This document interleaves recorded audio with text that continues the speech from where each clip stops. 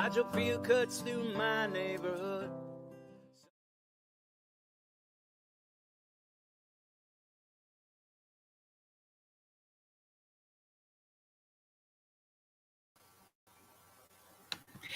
Hi, everybody. Welcome to another episode of Fearlessly Authentic. I'm here with Steve. What's up?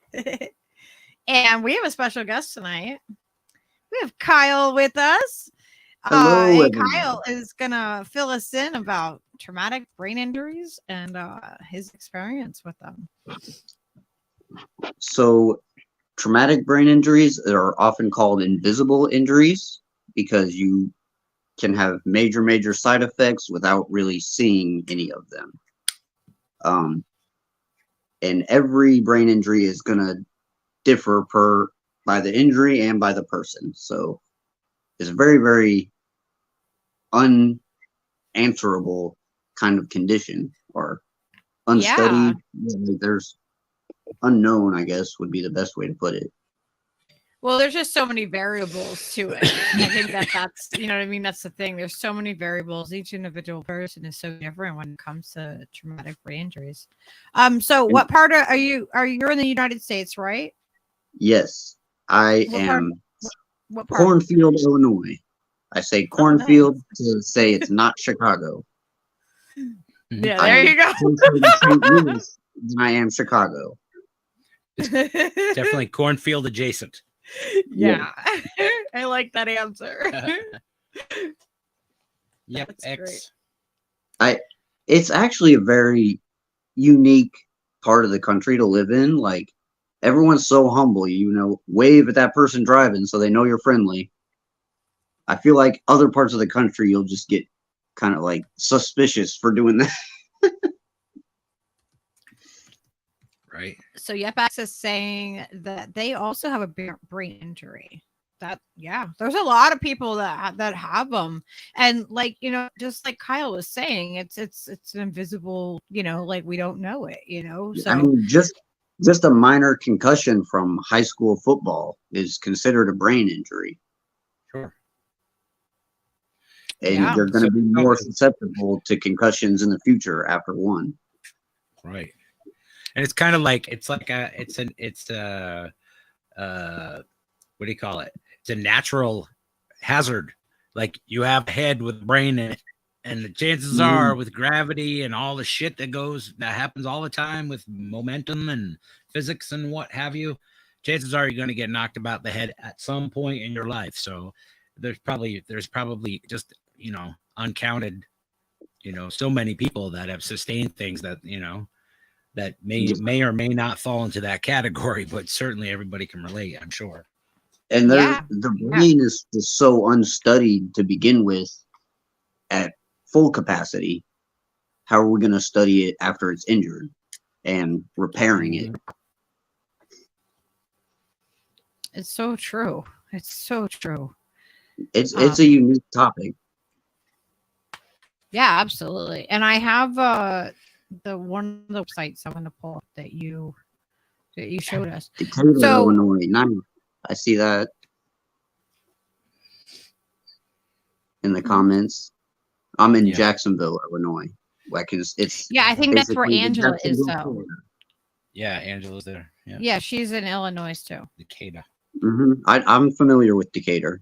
I'm in Jacksonville, which is like the Jacksonville, Florida equivalent of Illinois. Nice. Nice.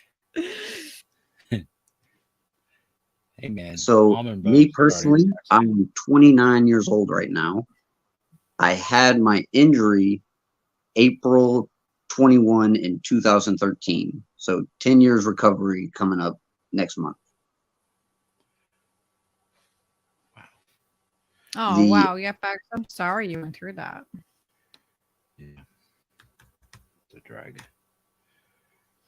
Yeah. No judgments from us here. Yeah, no. I consider myself very, very blessed that I've had such a successful recovery. Part of that was to do with my age. I was only 19 when this happened, and I was relatively healthy. So that played a huge part. Like the doctors, they couldn't really tell my parents anything except we were trying to make sure he survives. And then we don't know what his condition will be after he survives. He could have to relearn to walk, relearn how to talk, his name, like we just don't know. I was able to get to a stable condition relatively quick.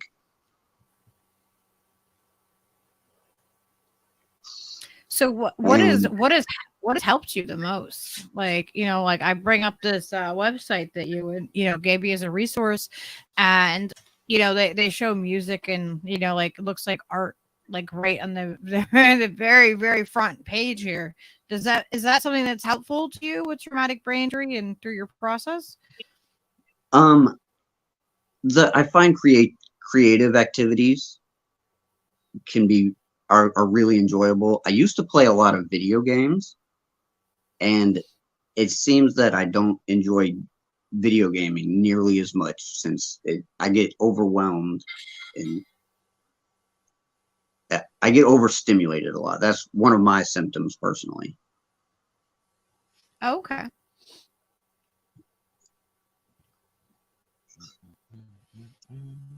Oh wow.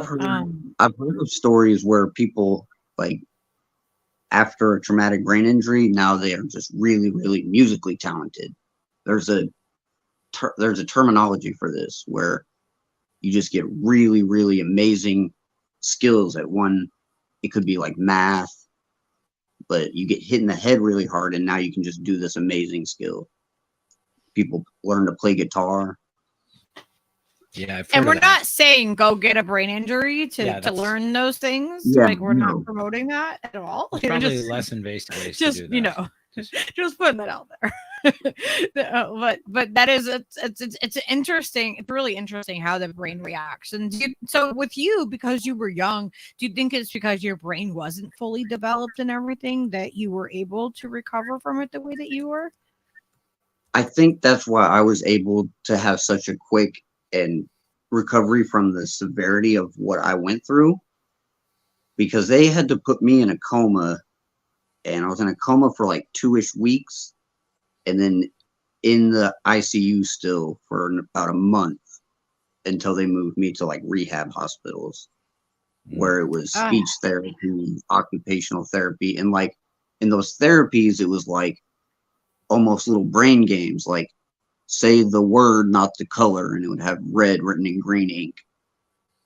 And they were just testing for all these different things, like time management. It would be hard, like, you know, to probably, you know what I mean? You have to really think about that without having a traumatic brain injury. You know what I mean? Because you want to say, you know, it makes you process it though. Like, like it makes me want to like to try them. That kind of brought out my video gaming in me, where I was like, all right, like I'm gonna ace these tests. Like all the nurses loved me because I was very social and like I wasn't combative like some of the patients that they're going to be used to. Mm-hmm.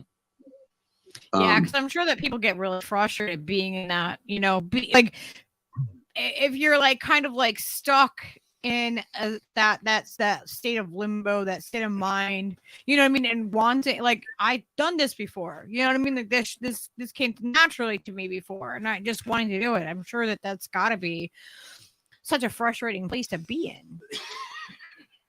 One thing that's tough for me now that I'm like thinking about it, and it's been 10 years, is I feel like I forgot the person I used to be. There's some things that come up and I'm like, is this just, have I always been like this? Is this part of the brain injury?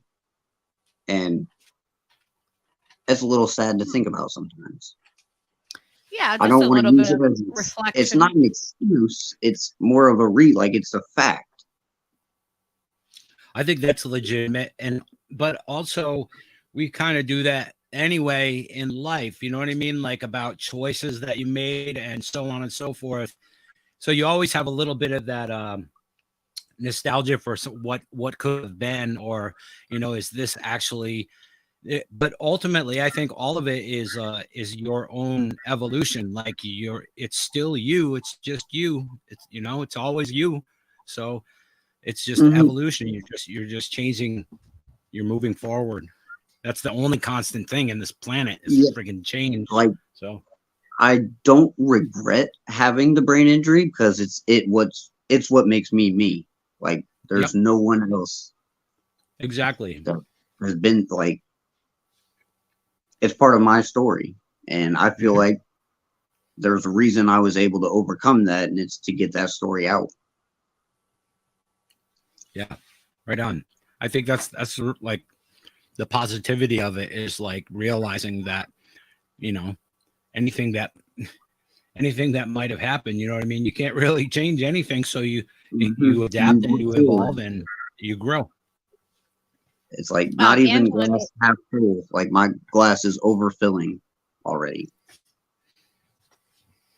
That's good. It's good to have an abundance. You know what I mean?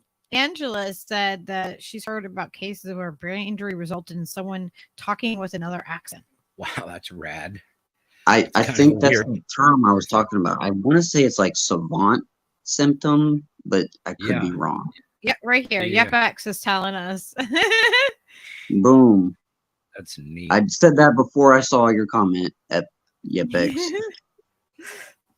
It's like that stands to reason how quirky people are in general. You know what I mean? That you could just tweak, and then now I talk like I'm from Australia. I know what I want. Like I have so many questions that I know we're not going to have answers to in this stream because the doctors don't have the answers. How we adapt and evolve. You know what I mean? Like that's just one of the features. Like your brain is like, I remember that. Listen to that guy from Liverpool. Now I talk like that. You know, and like you assimilate that. You know what I mean? And you assimilate to it. Now that's how they speak. It's like.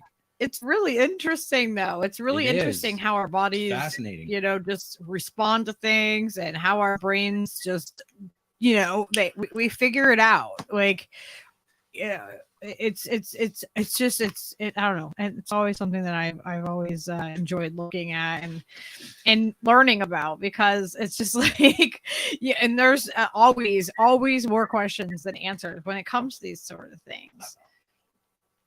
So, from my experience, the only permanent damage from my injury is after the injury, I'm completely deaf in my left ear. And that was from actually hitting my head, not the surgery or anything.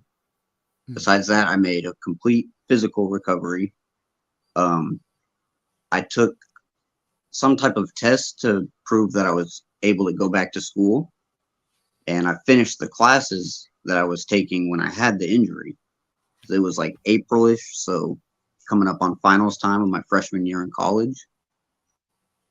Wish I would have just gone to a community college to start, because that's how I ended up finishing my degree, which I did do, even with the brain injury. Proud of that.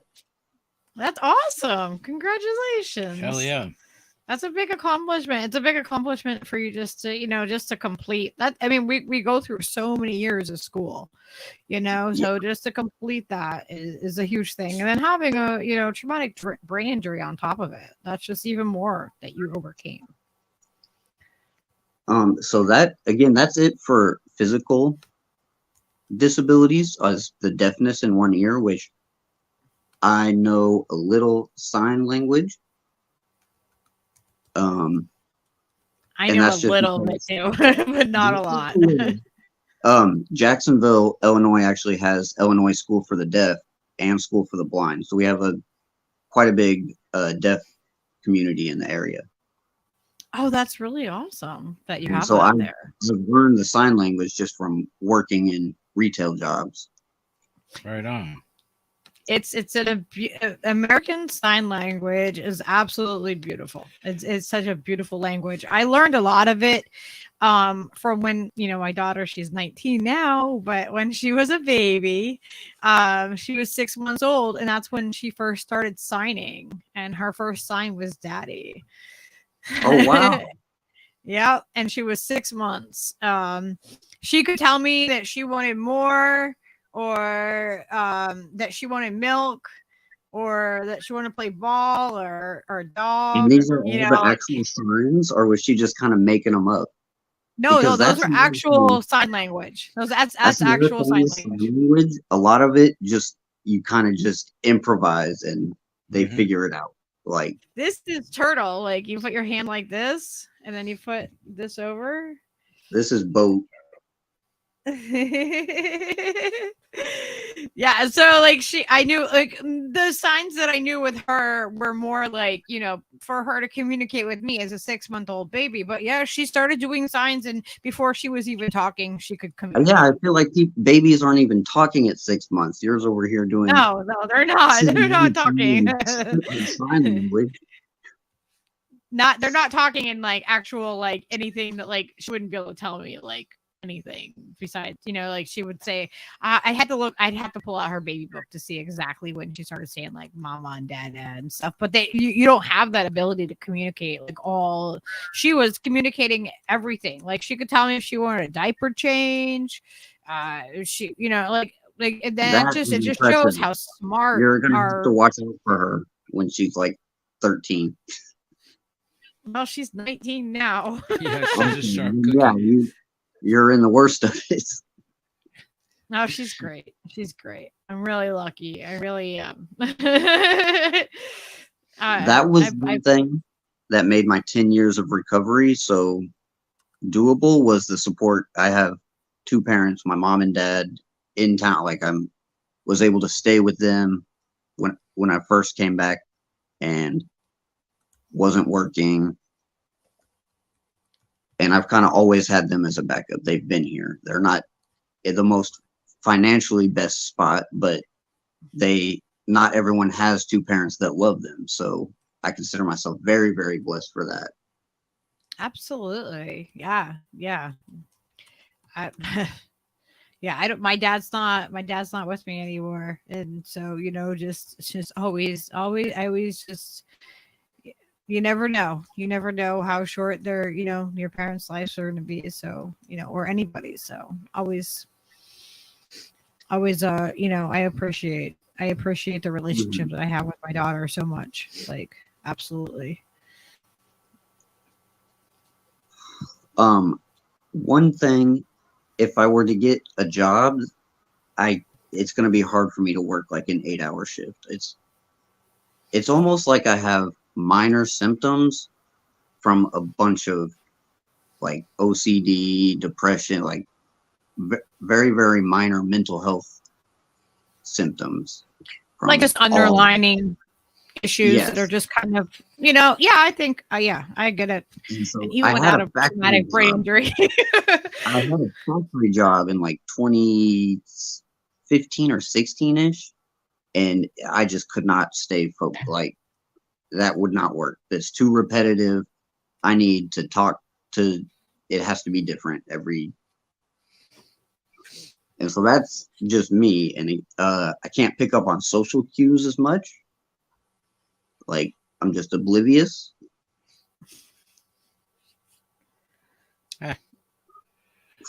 We all have our strengths and weaknesses. Thing. Yeah, exactly. We all have them, you know, like, and you know, sometimes people just need to communicate better, and sometimes it's not the people picking up the social cues. It's just that humans are just not always great communicators. Right. Too. I've found that if I just allow a couple of seconds in between what I said and how long I think something should take for someone else to react to, and just add a couple seconds each time I do that, then I'm usually not that disappointed. Like, people generally get what you're saying, and you don't come across like being aggressive or anything. But other times when my patience is thin, I'm probably a lot shorter and curt with people than I even think, you know what I mean? Because that's just, it's the nature of it, I think. You know, how pressed for time are you? You know what I mean?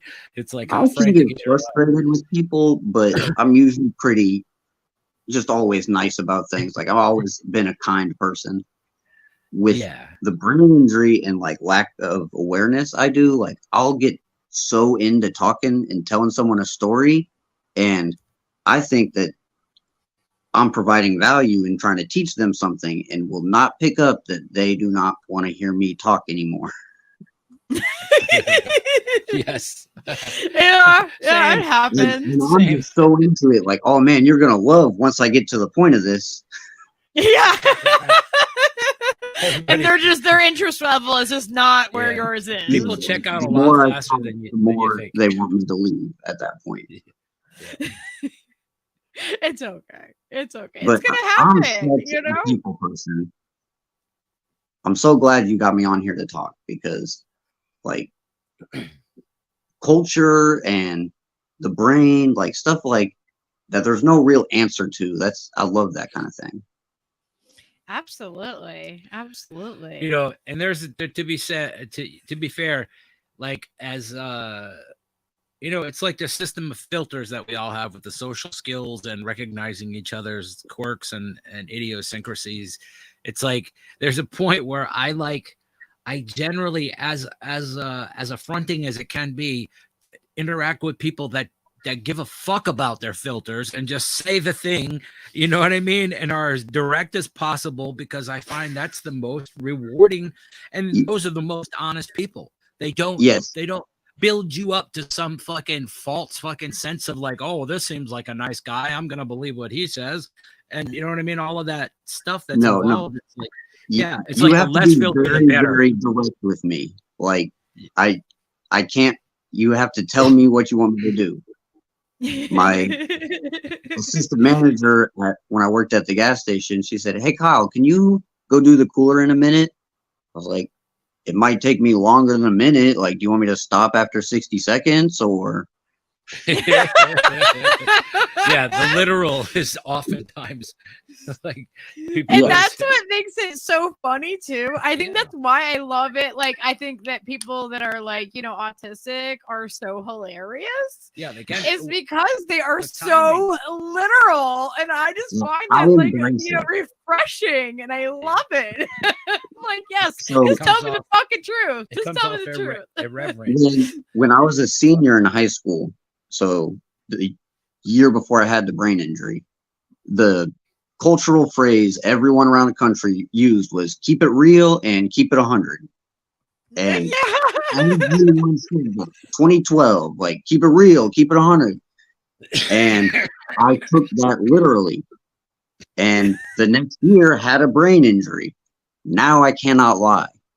I have no filter. I'm just, here's what I'm thinking. It's a crazy thought because my brain is a little fucked up, but it's true to me. Hey, I mean, you know, if truth and keeping it real got integrated into your brain, I think that's a fantastic thing. Yeah, there could be worse things integrated. Yeah, I'm not good at that. Like, I'm really not. Like, I'm just like, no, if you ask me something, be prepared for the actual answer that you might not like. Yeah.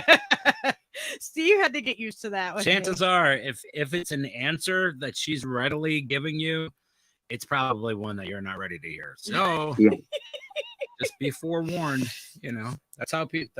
That's the the truthful, you know, obtuseness that I've grown to adore about Lucky. Like, I don't freaking have it in me. I don't. I'm just like, I just want to tell you I want to tell you the answer, and like, you know, that's it. Like, get over it. Like, maybe it's because I you know, some slight autism there or something, but you know, the communication is key to being human. Like, it's what makes part of it, being able to communicate with each other. Yep. Like, how do you think cavemen were communicating before language was invented? Right, with literal and mannerisms and art, you know, exaggerated emotions and wavings of arms. Yeah, well, stamping of feet. Think about when people started to migrate. Right. And you met, you know, you could communicate within your own tribe, but you're meeting other tribes. How do you communicate with another human being that doesn't speak the same as you? Right. Use You kindness and have to compassion. figure it out. Yeah. A lot of sign language type things and pointing and communicating and trying to figure that out. Grunting and affirmation, you know. Yeah. Sure. There's a lot of ways to go about it, I guess. Yeah. Vocalizations are fun. Huh. Yeah. Leo, I mean, you talking? The dog is trying to vocalize right now. the dog is talking to us. What, you want to come say hi? Come on. Come on. Little weirdo. There he is. Oh. Say hi, Kyle. You see him? Yeah. Oh.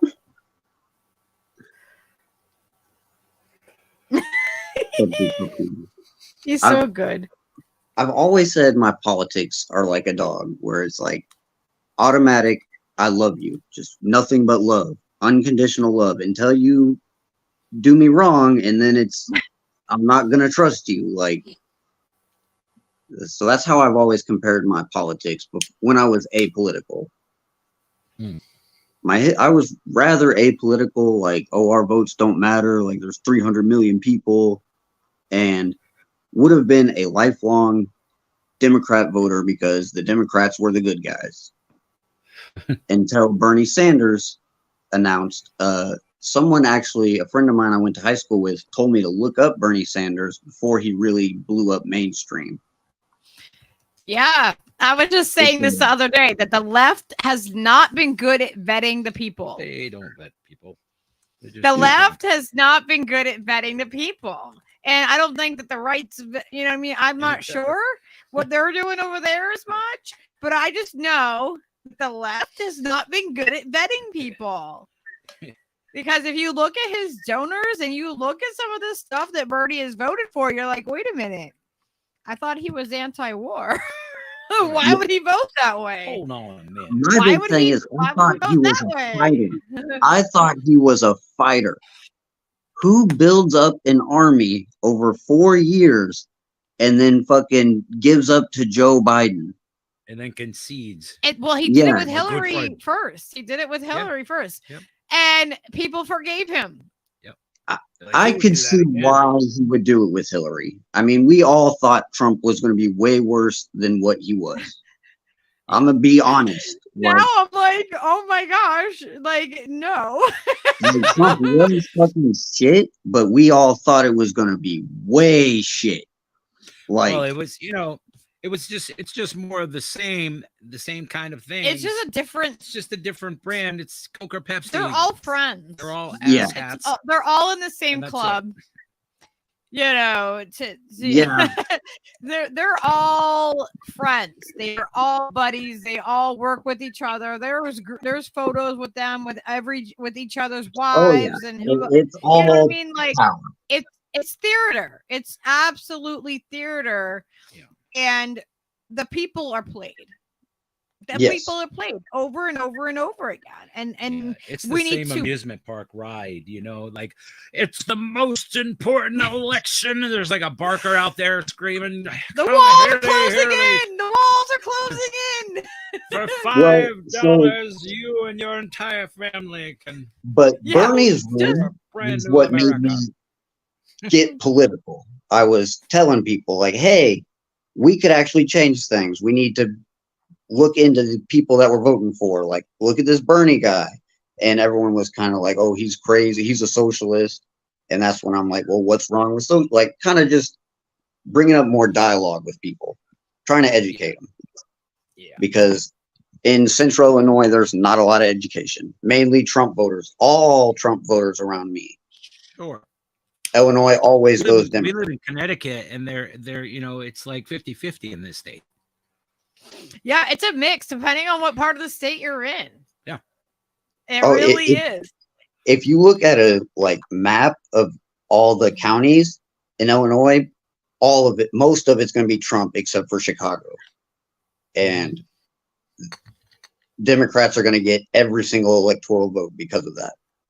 Yeah. So it's like, well, that's what happens in Connecticut as well. Same thing. Yeah, we're technically a blue state, but no, we go out, like, you know, if we go like from where we are, if we go north more, we're gonna see a lot more Trump. If we go south more, we're gonna see a lot more like the blue dog Democrat. Depends on where the money is. Yeah, More than anything else. we're not in a rich part of the state. Like, we're not closer to New York, and we're closer to Rhode Island. Unfortunately. I'm By pretty all close rights, to we should be Trump Springfield. voters, you know. But I'm pretty close to Springfield, Illinois, which is the capital. And Springfield is like a wannabe mini Chicago. But Yeah. you still got mainly rural towns around. Like, I got small little towns that come to Jacksonville like we're a city. And there's towns Jacksonville size that go to Springfield like it's a fucking city. Mhm. And Springfield is nothing compared to a fucking normal city. It's just a matter of perspective, right? Yeah. You know, That's kind of like, because it's kind of like the town we live in. It's not really a city by any standard, but it's got enough people living close enough to meet the guideline to be a city or whatever the criteria is. I mean, hell, I'm tech. technically from South Jacksonville, which is its own city from Jacksonville for no reason. Damn, Jacksonville Like, spread it out. That's also like, have you been to Jacksonville, Florida? Very spread out. The city is enormous. Like the size of the square miles of the town is huge. It's like 40 miles across or something. but no, it was a nice town to grow up in. Like, I think the population's like 21,000. Yeah. What is it here? Like 70. 70, 60, Yeah. 70? Yeah. About 70. It's not very, I mean, it's decent, you know. It's a regular little town. Oh, Lala's here. Oh, good. Yeah. So, Drew had a seizure earlier on his show, and so Oh, yeah, we had to cut his show off early. But she said that he's not awake. He's okay, not awake still. Had to administer his emergency meds. Oh, I hope he feels better. yeah. Send all of our love to Drew. I have had a handful of seizures myself. It was So that means like, that makes you an epileptic then. Yeah. It If you depends on had, how I don't many know. seizures. if you've had more than a couple seizures, you're considered to be an epileptic. I learned that from Drew. Yeah. He has a show on Sundays about living with epilepsy. The very first one, it was like 6-ish, or I don't know the timeline. Maybe let's go with 5 years after the brain injury. So it was like really out of nowhere. Like, just had a seizure when I was working at Jimmy John's. I lived with my boss, and this one happened at home. And we had no idea what the cause was. It was like a few months later, I had one at work. And so now I can't drive. We think the cause of the first couple were the medications I was taking, trazodone and sertraline. Mm-hmm. Okay. So Yeah. ended up getting off those. And then it was like, it seemed to be almost every 14 months I would have one. And whether it would be from not eating and I went kayaking and then my body was just worn out, or it was really, really hot one day, and they never really know a cause of them. So we kind of have to figure out a reason. Mm-hmm. Yeah. But- You have to check out Drew's show because we help him host that and everything on Sundays, and you know, he talks about all the things that, you know, about seizures. And I don't have epilepsy personally, but I learn something new every single show. It's really it's really just tons of information. it's a lot of good information, and him and Lala do it together. The Space Kitty in the When chat. you say epilepsy, it makes me think of like the lights that are a direct cause. Is that, am I misinformed there? It can be, well, no, it's not just, the lights can be a trigger for some people because everybody's epilepsy, just like the traumatic brain injury, is all very individual as Very to broad. why things happen. Mm-hmm. Yeah. Okay. So it can be the cause, certainly, but it's not always. It can, yeah, it can trigger anything, it, but it can be other things too. Just certain chemistry that happens in your brain, and it happens. It's just like they can't really. Some people are the cause is one thing, and other people it's another thing. So it's being studied like frantically, but I think there's doctors so described it to my dad like your brain, like all the neurons in your brain are just firing off at once, like they're just, and your body basically shuts down. They're scary to watch. I've had one that was very bad. Yeah, one that was really, really bad. It put me in the hospital for quite a few weeks, like almost shut down my kidneys. There was only one that was like very, very severe like that. Most of them minor, never happened while I was driving, thank God. Yeah, Drew, the guy we were talking about, Drizzle Stank, he ran his own construction business and stuff and roof business, and now he can't drive because they don't know like if he's gonna have a seizure or not, so you can't necessarily get insured and do all the things that he was doing. So it's really crazy like how quickly it was things can change like that.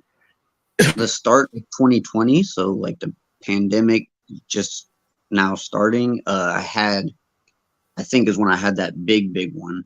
And I was a delivery driver at Jimmy John's. So I was like, this isn't going to work. Like, I'm going to have to get a new job. And I ended up getting a job at a smoke shop here in town, which was a really good fit. Just because I'm such a natural at customer service. I love talking to people. Yeah, that must have been scary. It's got to be so scary, especially, having a seizure while you're, like, you know what I mean? The thought of having that while you're driving. Yeah, I mean, that's such a scary thing. And I can't imagine having your life just completely, overturned like that. Just upside down suddenly. Like, yeah, I can't do these things that I've always done. It is really scary, but it's such a traumatic event that your brain literally blocks it out of memory. Like, it's nuts how the body is able to do that. Like, it was so traumatic that you were just able to almost push it out of your life. Absolutely. Like, it's hard to you don't even understand the scope of how scary it was because you're the recipient of it. Yeah. You're not seeing what, you're not seeing what you're going through. You just know, like, you feel it, but you don't necessarily see it. Mm-hmm. I wanted to bring this website up again that you sent over so we could look at some of this a little bit. I thought it was really interesting.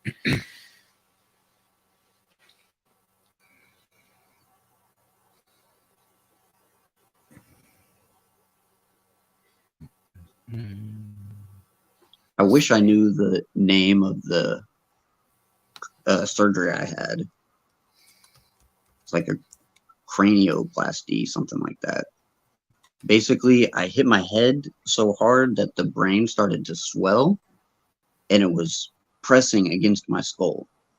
So when I was in the surgical room, they took a chunk of my skull out to relieve the pressure of my brain. And then it was like, is he going to be stable? Is he going to be okay? Yes, he's going to live. Okay, let's monitor him for a few weeks. He seems fine. All right, now he needs to go to a different hospital to relearn how to live. Like, how to that must have been hard. How was it really frustrating? It feels like it would be very frustrating to be in that position. It was very, very frustrating to me because, like, I had kept almost all of my cognitive ability and I was able to have conversations with all these doctors that are used to dealing with people that can hardly function.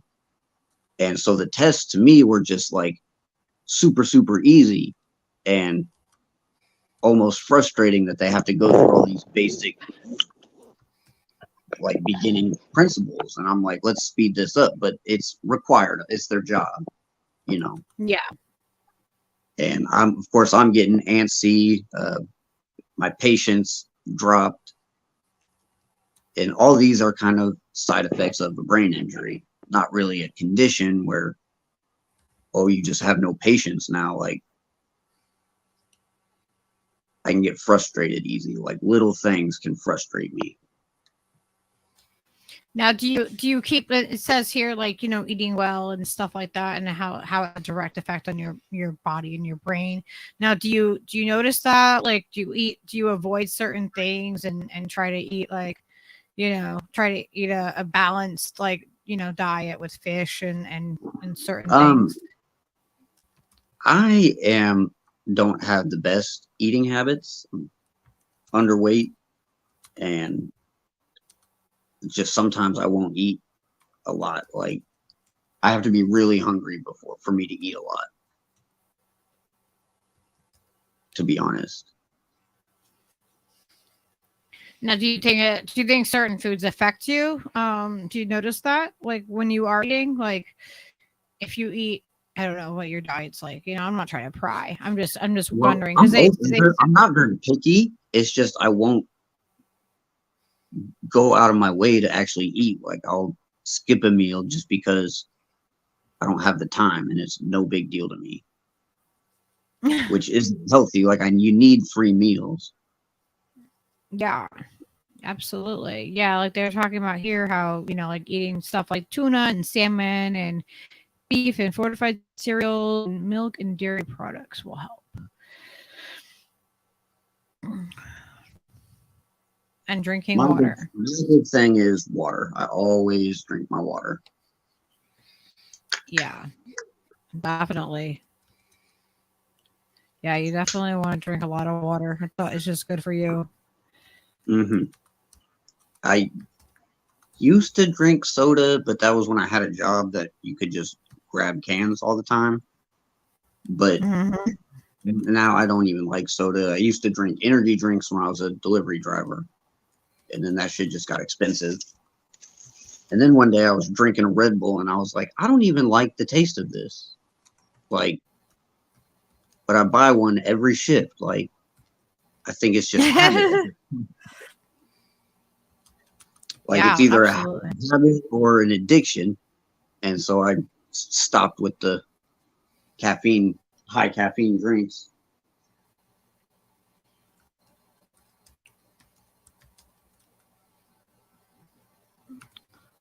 So what do you think is like what are your biggest challenges that you deal with after, you know, post Relationships. It's hard for me, like friendships. Just, I feel like I'm super open to meeting people, but I feel like I'm putting people off. But it's hard. Like, I can't know that. Maybe people just aren't as open as I am.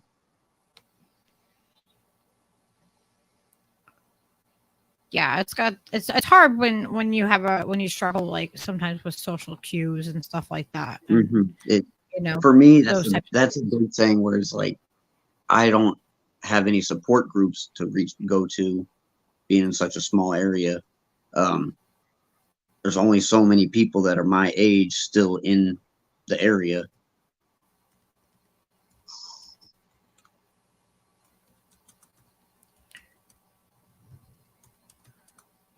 And then of the people my age, some of them aren't the best of influences to be around. Yeah, you definitely want to make sure that you're, you know, picking people that are good influences on you, that are going to have a positive impact. Yep, you do. Hey, kitty cat, where did you come from? I think she was behind you. Weird. Mm-hmm. So yeah, this is a really interesting website. I'll put the link in the chat for everybody if you guys want to check it out. Excellent. Put it over there. Have you ever seen the show Brain Games? It was on the Game Show Network. Yes. I've seen that. That's what I compared a lot of those like tests that I took to give the okay that I was cognitive enough to go back to school. Is it felt like they were Oh, just doing really? it. Yes. That's cool. Neat.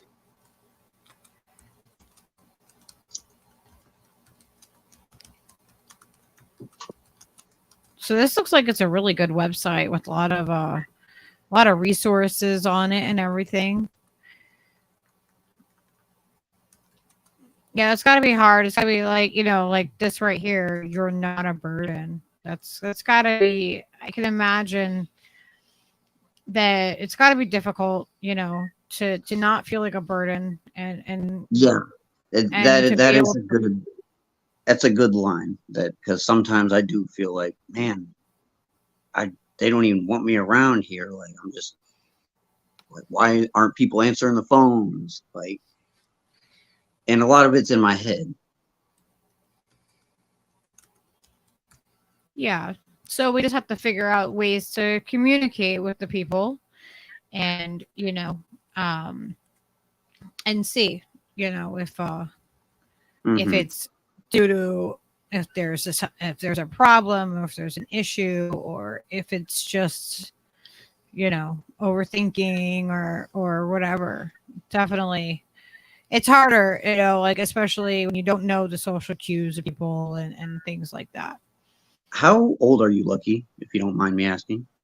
Oh, I'm 42. 42. Okay. Mm-hmm. One thing that I find interesting is my generation, like the line between millennial and Gen Z.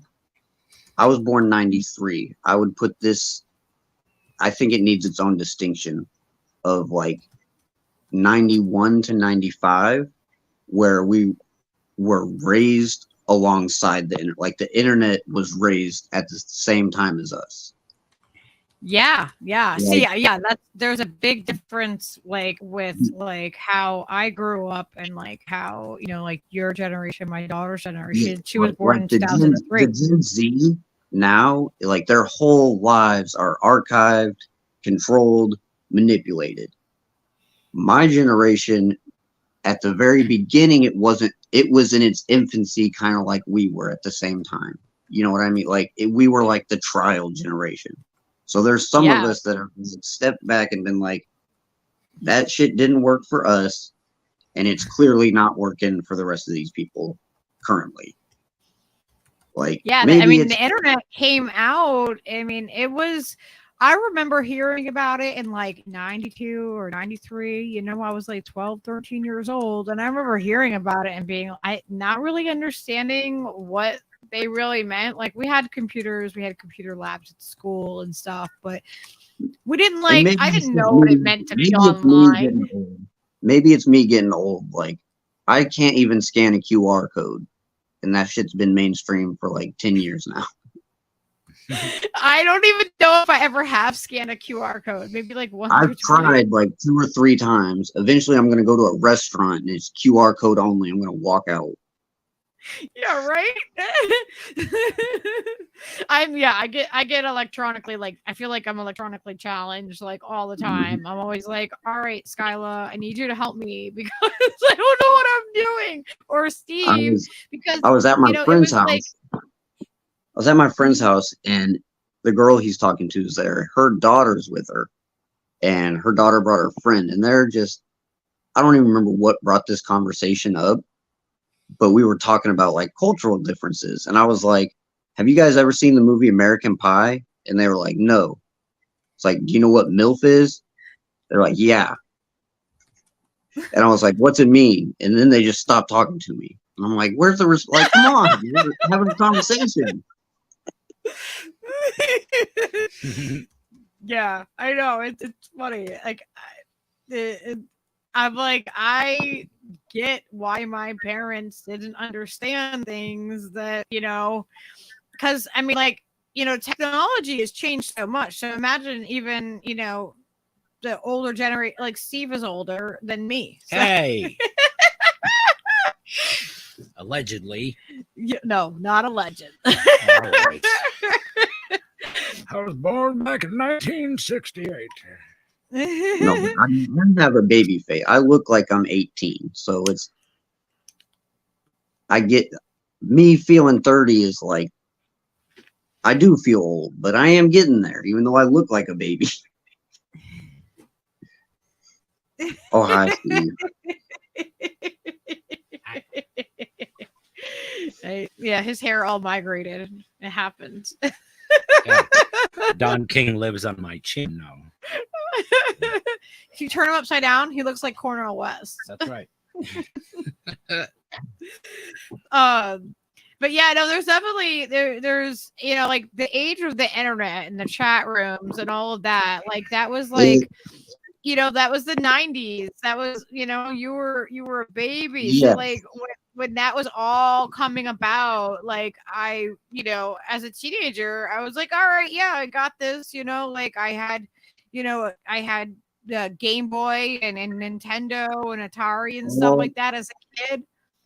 But it's totally different now. Electronics now are totally different than it was in the 90s.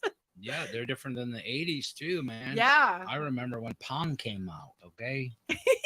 See? Yeah. I mean, see, I was born in 93. The early 2000s is kind of when I start really dialing in on the culture stuff as a kid. Pokemon, Power Rangers, all that stuff. Yeah, see, you're like my brother's generation, my younger brother. He let's see, when was he born? He was born, I think, what was it? He's like 88. 88. That's when he was born. 88. Yeah. So like, that's totally like yeah, he was, he had the wrestling buddy and stuff, and like he liked the Magic cards, and he had Pokemon. Oh, Magic the Gathering. Was he into like the Halo and Call of Duty? That was big. Yeah. That was big in my high school times. Yep. AOL, yeah, you got mail. She heard me say Pong. She went, Pong. Yeah, AOL, you've got mail. We got the discs in the mail, and it was dial-up internet. Like, you guys have like this high-speed freaking not dial-up internet is amazing compared to what it used to be. It's weird. Social media consisted of social media was RuneScape and Neopets. Yeah. That's funny. Gamers like I had a CD Walkman, bro. I had a tape Walkman, like come on. That's crazy. Yeah, like the van that I drive, like that we have, is a 91. Like, yeah.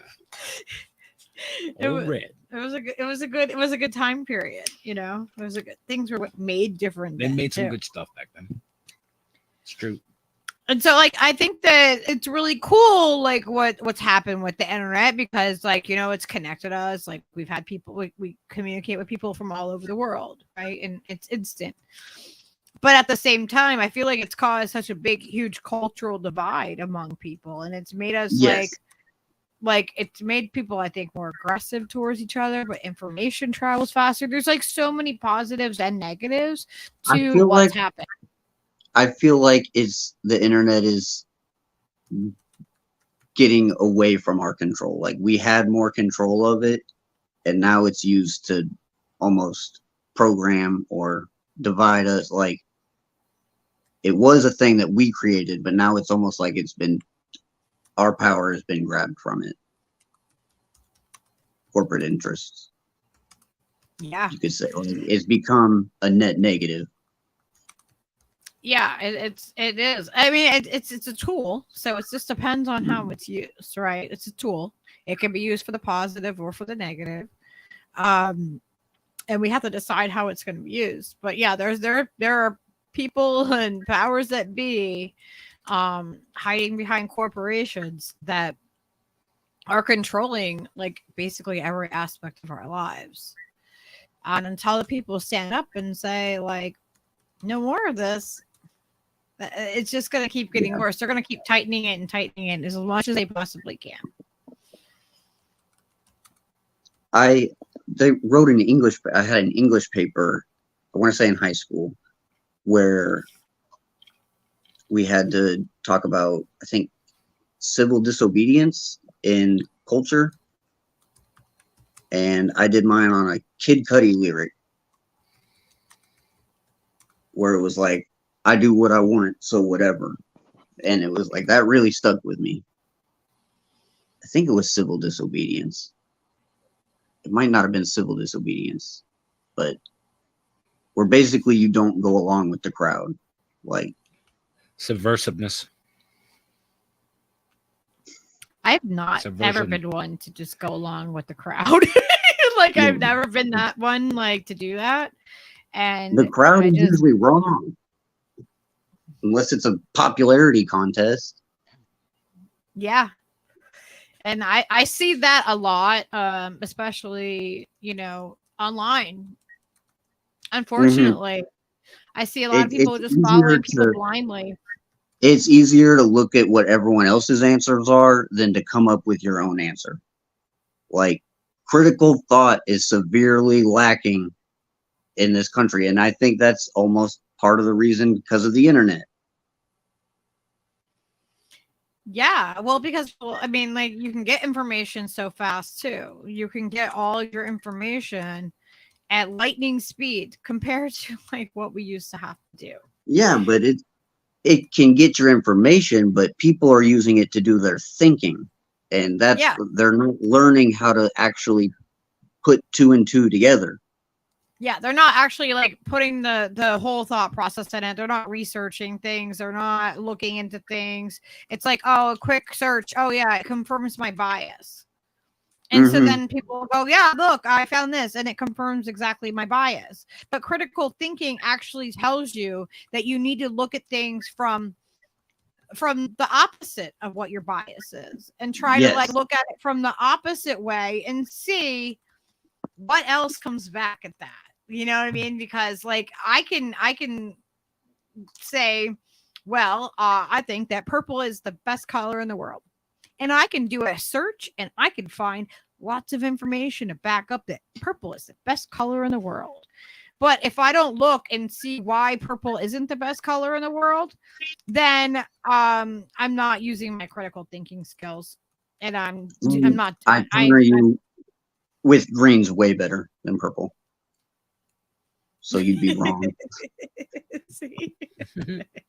Okay.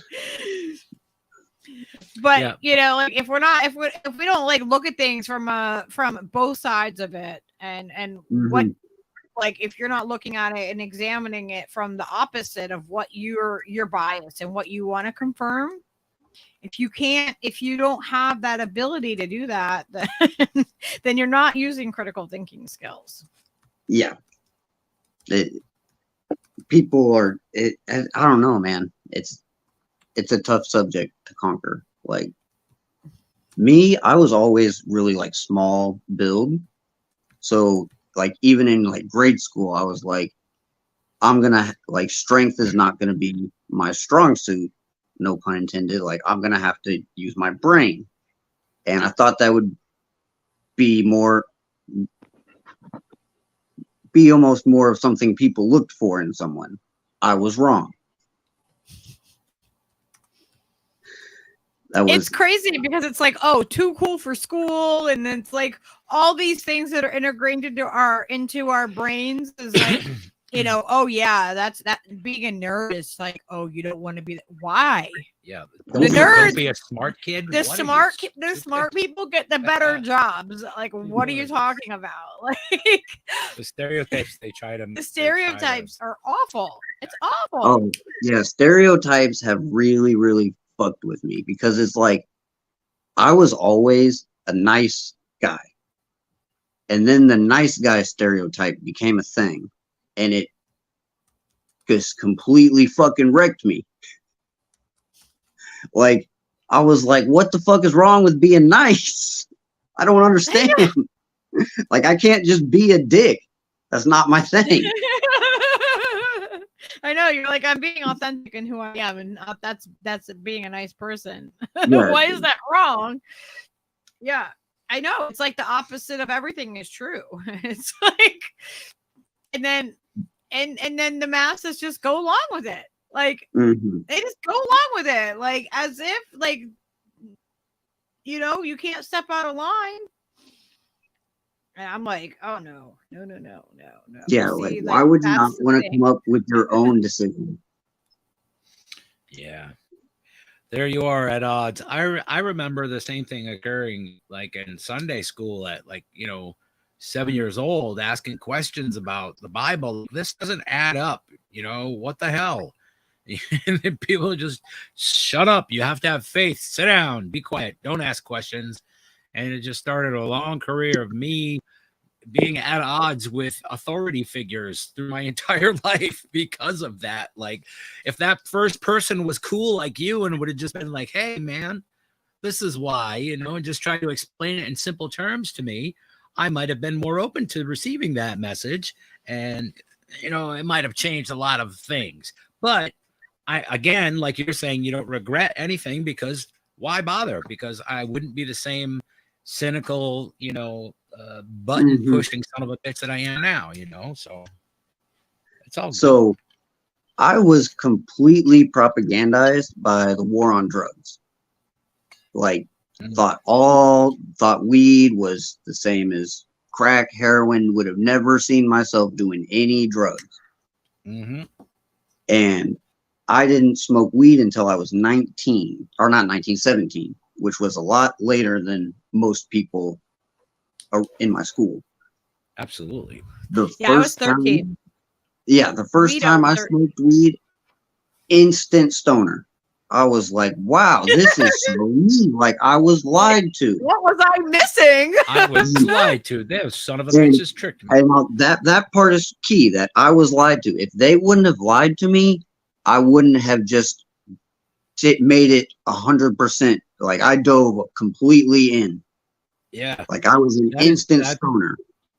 That's the thing with the indoctrination, like growing up in this country, and I guess in a lot of places, but ultimately you are shown that this is just bad, and there's no two ways about it, and this is just as bad. And going through life that everything has nuance to it, right? So like why would drugs be inherently bad? It's just a thing. It's just the stuff, you know what I mean? It's not bad or good. Yeah. It's just a thing. So if it's just a thing, how are you saying it's so evil and it makes people and like, no, people still make the fucking choices that they make, whether they're on the drugs or not.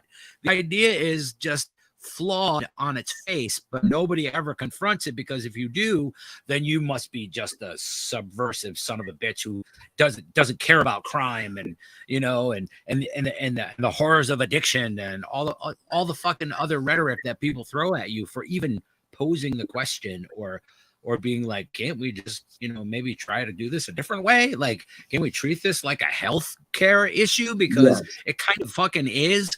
Like, can we take an example from a country like Portugal that legalized drugs fucking years ago and has the lowest crime rates in Europe?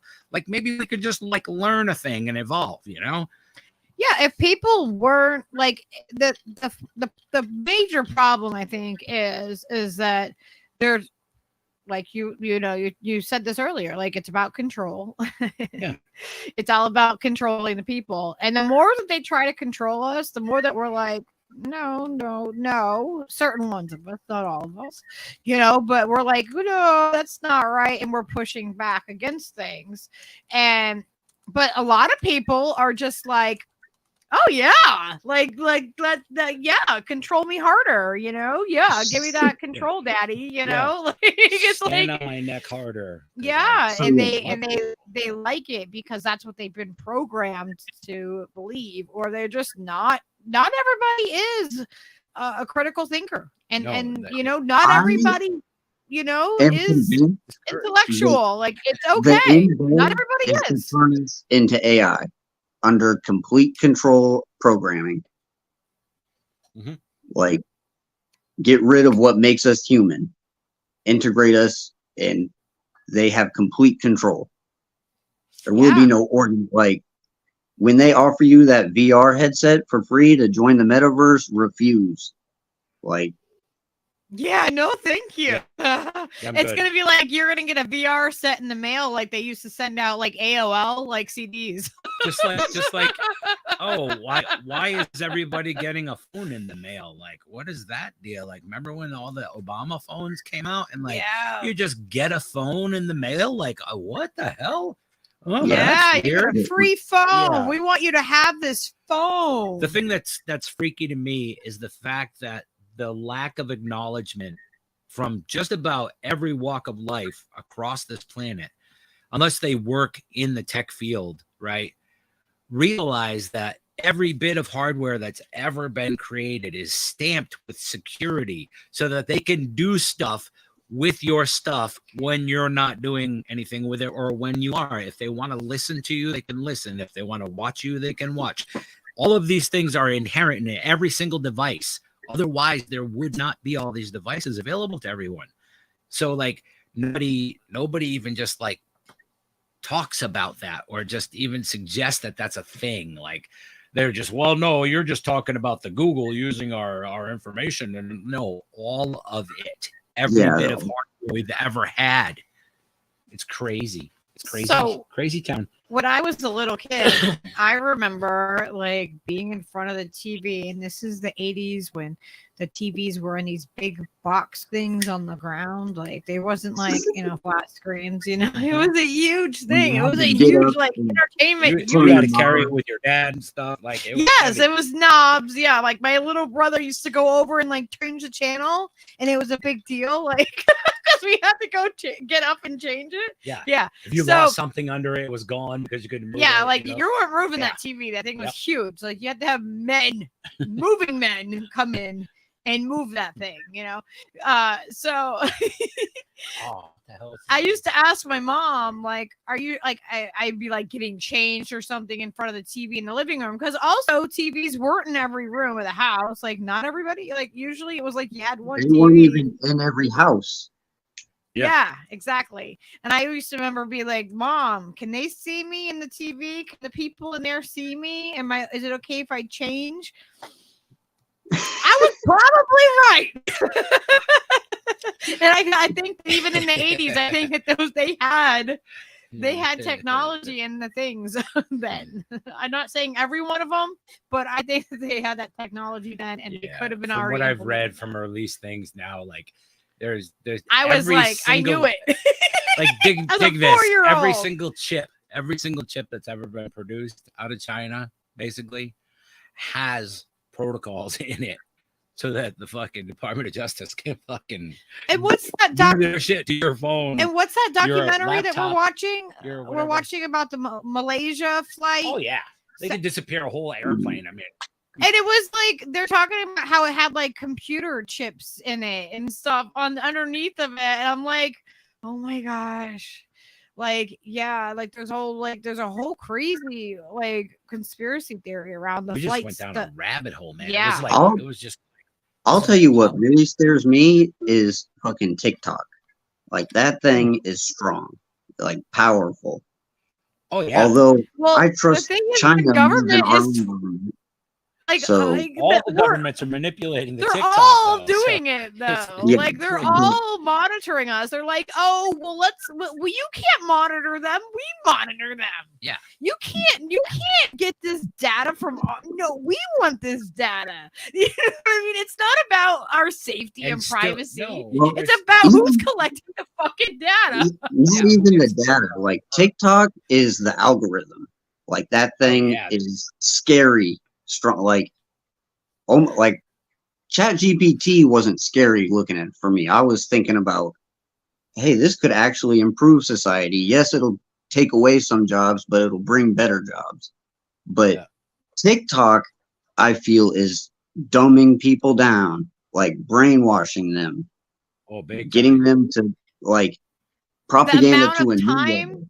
to scan. You Get know what I 'em in the mean? That glitch. whole like Yep. they studied that. They looked into this. This has been going on, And they were since like, started. Okay, and now it's shortened people's attention spans. Yeah, Like you can't like, even get an attention span. Like people do not have the attention span. So what does that do? How does that attention span being lessened affect people? Well, it means that they read headlines of articles and they don't read every word. Yeah, they scan. or they Right? can't sit through a They read the 15-minute first video paragraph. with information. Actual information is overstimulating. Yeah. Too much. Yeah. Too long. Yep. Yeah, because and they're doing research. They're not, like that's why it's like, why do your own research? That's weird. Don't do that. Yeah, And well, that's what they did. it's like, wait, what? They did that for the last 3 years. Like, definitely don't do your own research. Don't try to find out anything, because if you do that, then you won't believe what I'm saying. So, But yeah, so like all these apps, like even the YouTube with the shorts that they have, that they're trying to copy the same Short algorithm. attention span. Yes. It All of them. is crazy how they are shortening people's attention span and making them like automated to just look. It's at the really screen. sad what it's happened to how that affects music, how people enjoy music. Like when I was a kid, like 12 years old or whatever, listening to, like, we'd sit on the bed or on the floor and listen to an album.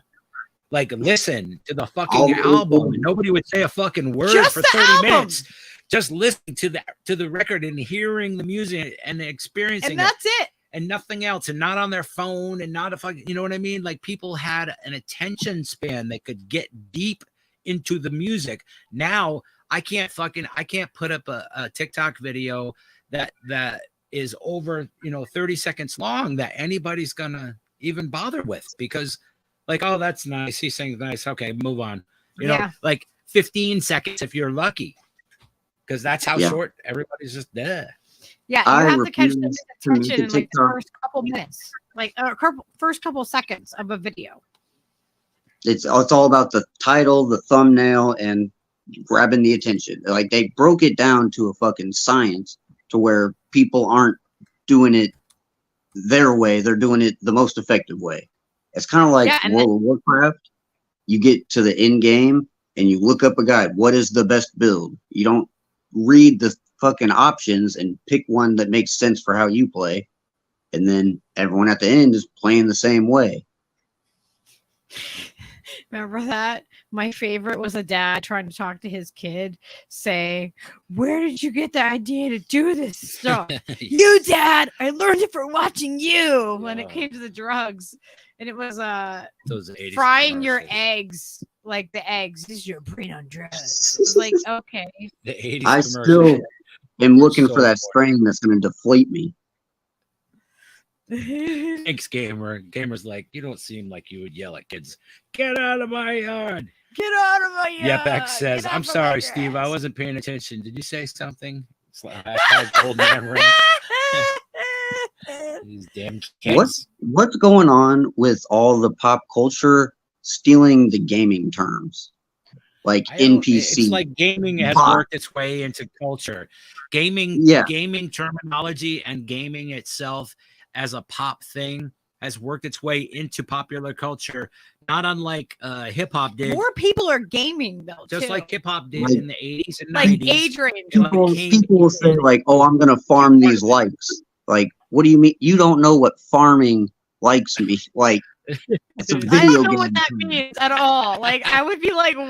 I would be like, Skyla, what does this mean? I know, you get a young kid, you're like, "What is this? Lit? What are you kids saying now?" I always have to ask her stuff and like ask her to like explain things to me, and I'm like, oh my gosh, I'm like my parents, I'm like my mom. Yeah, I'm trying to think of We all get another like our moms example, and like dads. farming. That's what happens. If you live a long enough time, that's what happens. I figured it out. I had a revelation. Let me clue you in, all right? Because you're gonna be in my shoes one day. You're gonna think to yourself, that old bastard was right. Now, the idea is this: that when you interact with people that you meet in your life when you're younger, that you don't have time for, and they're trying to express and articulate an idea that's very difficult to grasp in the first place, right? They're trying to lay something heavy on you, and you're just like, this crazy old motherfucker. right? And you walk away like you know everything. That crazy old fucker is now me telling other people stuff. Like you, like I'm telling you, you're a young man. I'm telling you the things, right? So one like, day you're gonna one be day that you're crazy gonna, old fucker. You're gonna, if you stay on this path, you're gonna be one of these crazy old fuckers like me, telling other younger people the shit that you learned, because that's the nature of it. But when we're younger still, like, I mean, I'm talking about when you're like 18 or 19 years old and you think you know all the things already, and an older guy like 50, 60 years old tells you some shit, you're like, this fucking old guy, what the fuck's he know? This guy can't even use the internet. What's he know? I'm just saying, Yeah. it's about wisdom. It's about life experience. Why is he telling me know? about a Dewey Decimal system? Right. Exactly. Crazy old boomer, get off my lawn. Yes. But but the thing is that with age comes wisdom too, and they just have a different, a different wisdom than we have. And it's not always wisdom. Not always age comes with wisdom. No, I feel like I'm already there, because I'll try to like talk to like high schoolers about some deeper topics, and like, have you seen American Pie? No. Do you know what MILF means? Yeah. And I'm like, ugh, these fucking, how do I reach these kids? Yes. You got that status. You're in the wee ages of what Steve was talking about. Yep. You're in the wee. And then I'm like, damn, I'm fucking old. I can't scan a QR code. Yeah. I know. And you're having those it only gets affirmations, deeper. like, It only gets deeper and weirder, because the more you keep reading and the more you keep discovering things, you're going to be like, God damn, I must sound like a fucking lunatic to these people. Like, you know what I mean? Like, try to even when I was a kid, to be famous, to be a celebrity, you had to have a fucking talent. You, not even a talent, but you had to do something.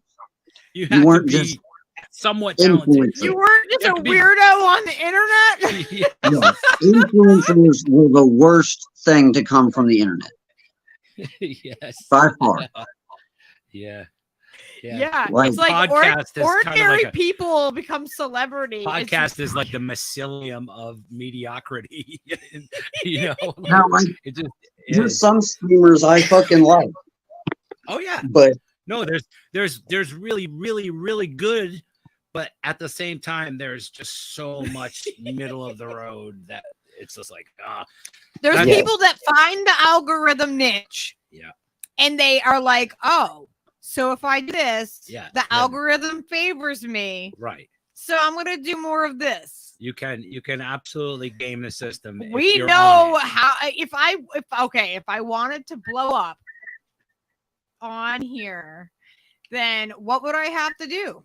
Yeah, you gotta. I would need to, talk about all these freaking YouTubers that are all talking about each other. Yes. Oh, like I would have to like throw some Jimmy Dore in there and like, put him on my thumbnail and some Russell Brand, or, I have to talk about the things, talk about the people that are talking about the other people. Yeah. I would have to do that, and some Timcast images on there. Yeah, put people on thumbnails and do all that. I know that's I know Mr. Beast style, a little flash. Because the algorithm gives them views and pushes that. I've gotten away from the politics channels. Like, the reason I started watching them was to get the information about Bernie Sanders. Yep. Because the news wasn't covering it. Yeah, I wanted information. Right. So many people started at that time. Yeah. And a lot of people grew out of Bernie Sanders. A bunch of people realized it was fucking profitable to go this route. And now I feel like almost all of them that started with the Bernie message are now in it for themselves to make money. So they have to have an image of Bernie still, which Bernie is a fucking Democrat now. I supported the independent Bernie, not the Democrat Bernie. We just realize it now. There's a difference. Yeah. Is that we're aware of things a lot more than what we were. Mm-hmm. AOC, He hasn't you had me changed. fooled. He hasn't changed. You had me It's fooled. our point of view that's changed to Bernie. He hasn't changed. No, he's still authentically fucking full of shit. He is still the same person that he was all along. It's just that we are more aware of our surroundings. Our perception of him has changed. And we've evolved beyond that, and we can acknowledge that. And that's hard for people. That's hard for a lot of people. It's really, really hard for them to accept that and to come to terms with these things. I think all the people. Some people never will. All the people should be grateful. Like Gamer was saying, old Bernie woke me up politically, and I think that's hugely important and substantial. But I think it's also a double-edged thing, because you can end up in a conversation forever just talking all the minutia of what's happening in Washington, and AOC did this and and it never ends. It's just this constant whirl of fucking dumb shit that politicians said, and everybody's outrage and pearl clutching. You know what I mean? It's nonsensical after a minute.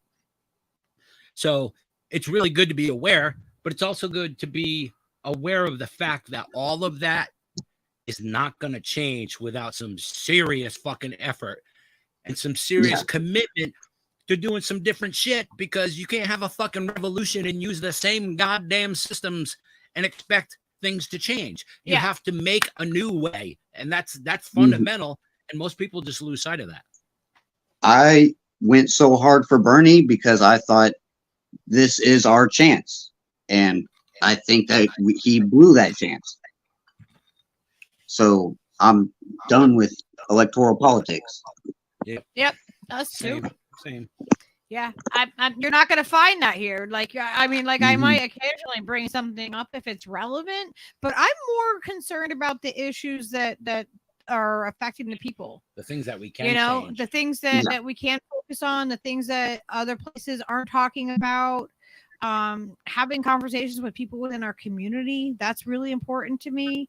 Talking about, what's happening in East Palestine, and, like what's happening, what I mean, with members of our community.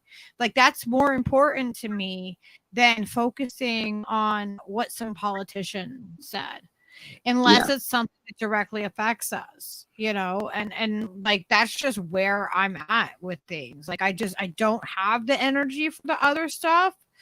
I still talk about the things that are affecting us, but I talk about it from a different angle, and it's not as like, algorithmically like juicy. You know what I mean? Like, the algorithm is not like, ooh, asking for fucking freedom for Julian Assange, is like, that's not gonna get you any kind of subscriber count. You know what I mean?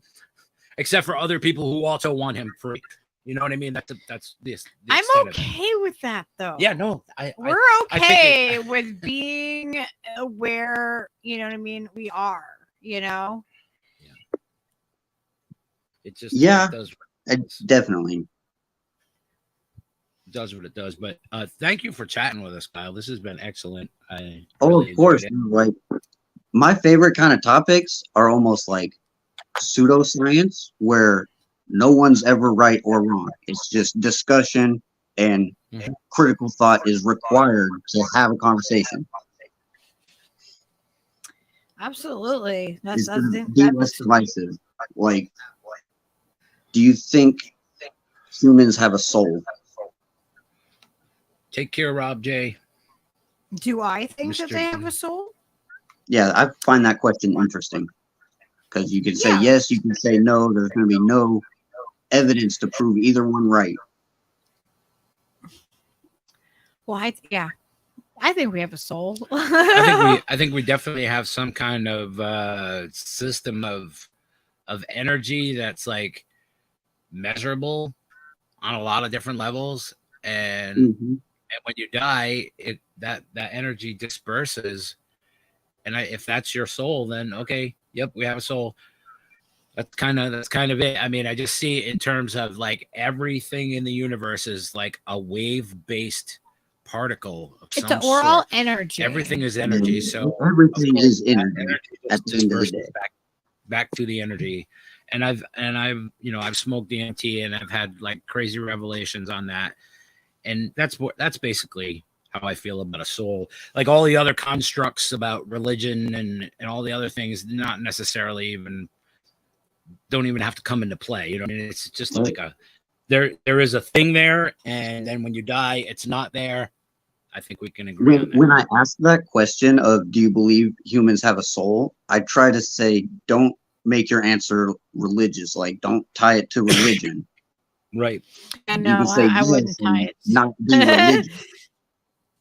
Yeah, I definitely would not tie it And that's to right. a religion or faith. I tie it to a feeling, what I've personally experienced in my life and all of that. I think ultimately, every life form on the planet has some form of that, and we're all sharing it. It's all the same thing. We're all just different vessels for it to be in. Mm-hmm. And speaking of vessels, Don Cornelius used to say, "Soul Train" was the shit. Popeye just brought me back to the 70s. When it comes to religion, I like to say that every person is religious, whether they think so or not, and their religion is valid and unique to everyone else's. Like atheism is in itself a religion.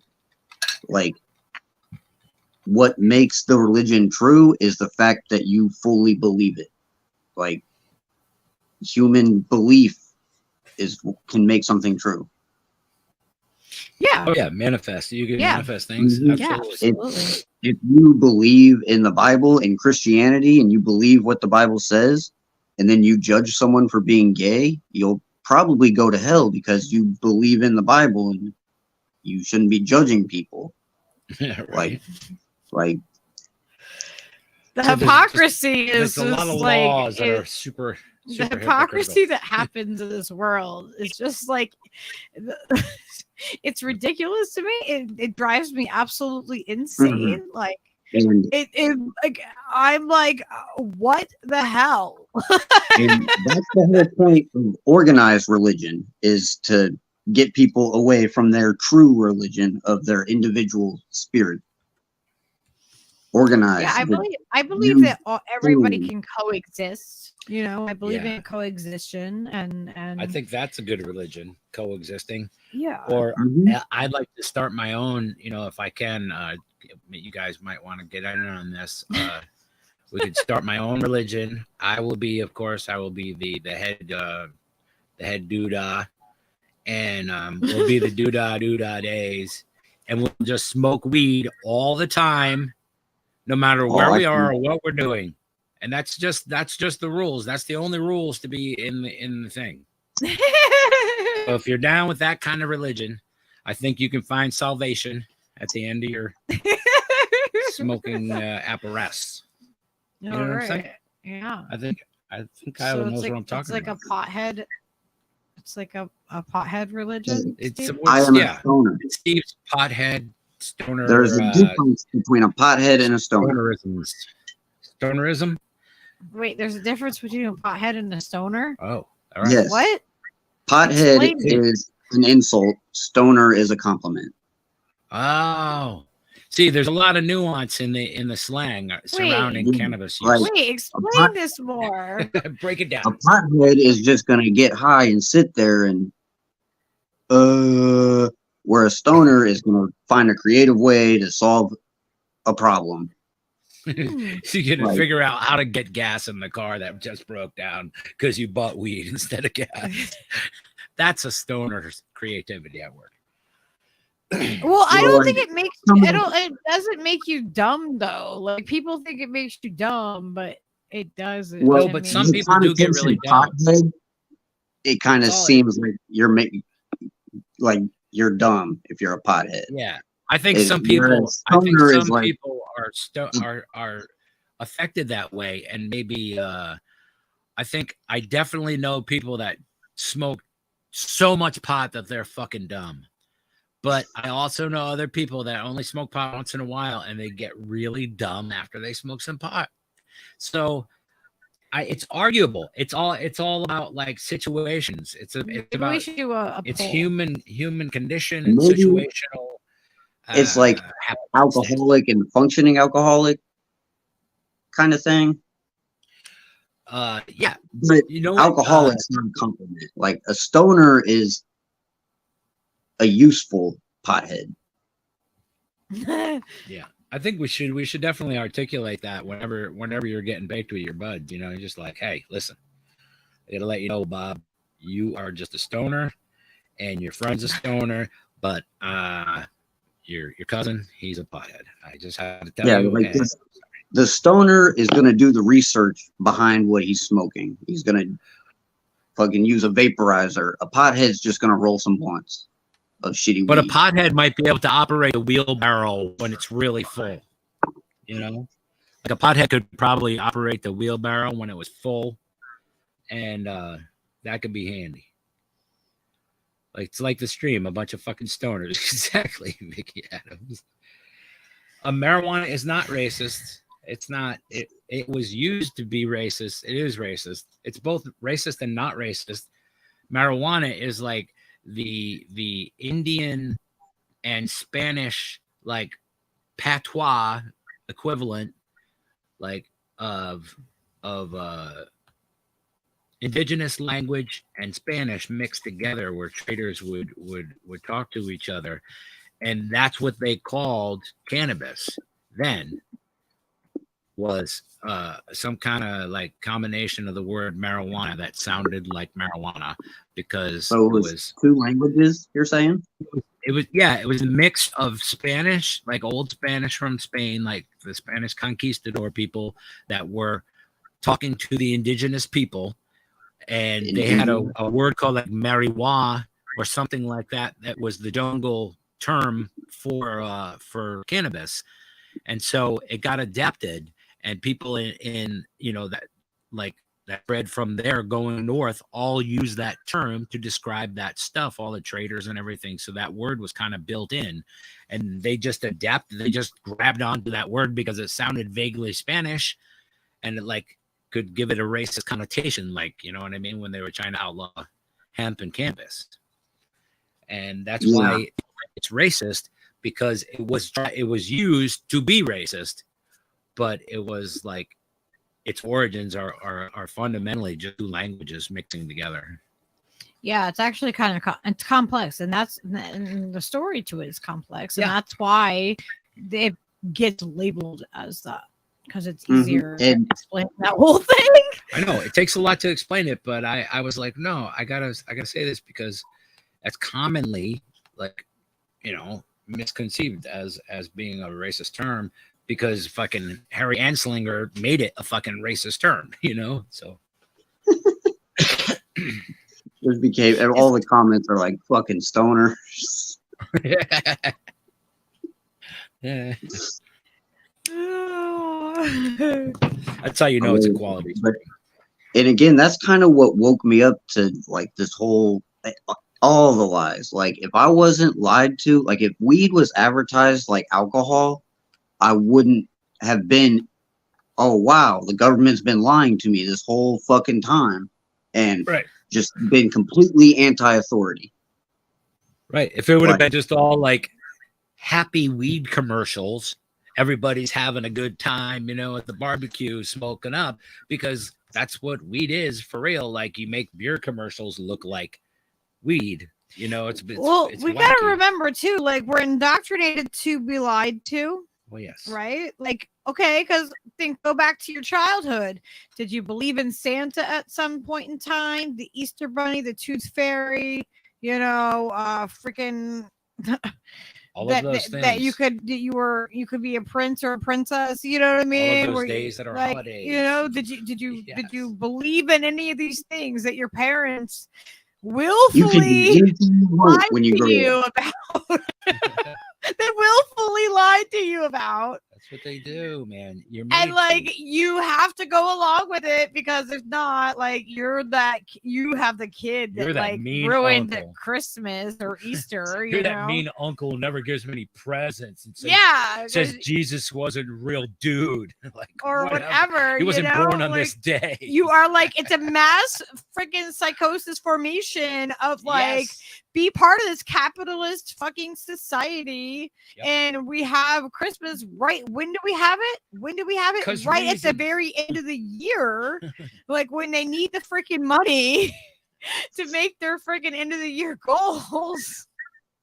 You know what I mean? Like we Put the push lied on. to, and then like every generation is kind of bullied into this lying to the next generation. You know And it what's just fucked up continues. with Christmas and childhood? Like the family unit is so broken these days. Kids are gonna look more forward to tax season than Oh yeah. Christmas season. It's probably Like already that's kind when of you get adjusted. like all my Christmas memories are going to 2 different grandparents' house and then one on my mom's side.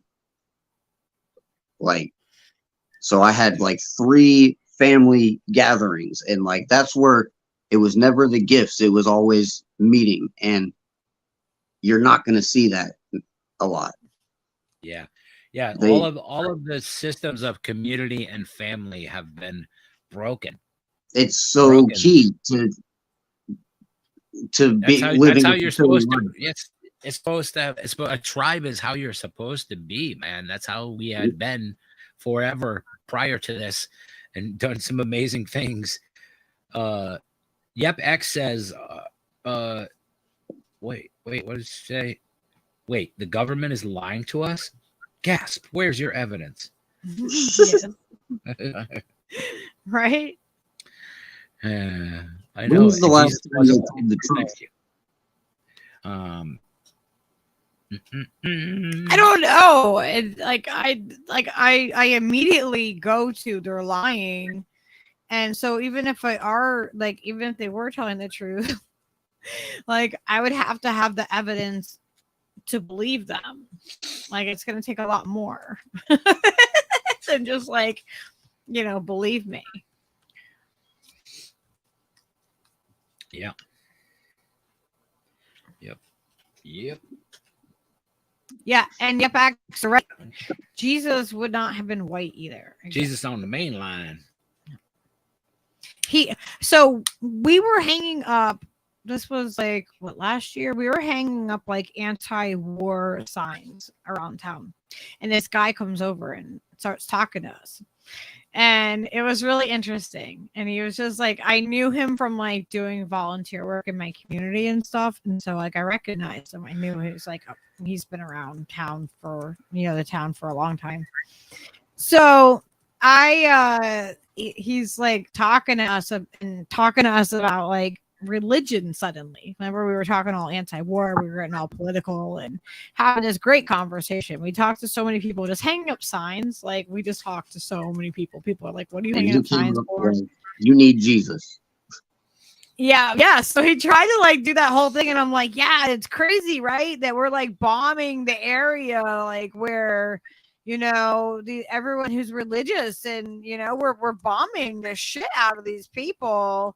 That's where Jesus, like according to what your beliefs are, that's where he's from. And he just goes, huh? Like it never occurred to him.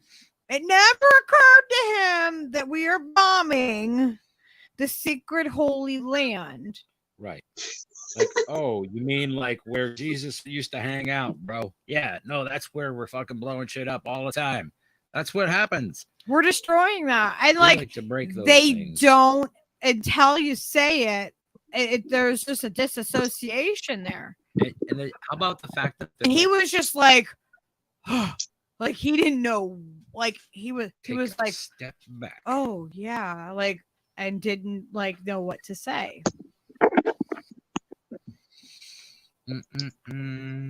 Yeah, well, when you challenge people with like actual information, and you know what I mean, they have the intent to tell you something and you actually inform them of something, it takes a second, and they're like, oh, well, all right, that's something I hadn't thought of. You know what I mean? It slows you down for a second and makes you consider, well, maybe this person is fucking knows what they're talking about. Yeah, like I had somebody make a comment like, "Oh, everything comes from China," right? In the store one day, and I was like, "Well, of course it does. I mean, what would you do if another country was like sending all their jobs to us? We would take them, right? You know, that's like missing from debate in today's times. Like you get in a debate and everyone's like, I'm gonna prove them wrong.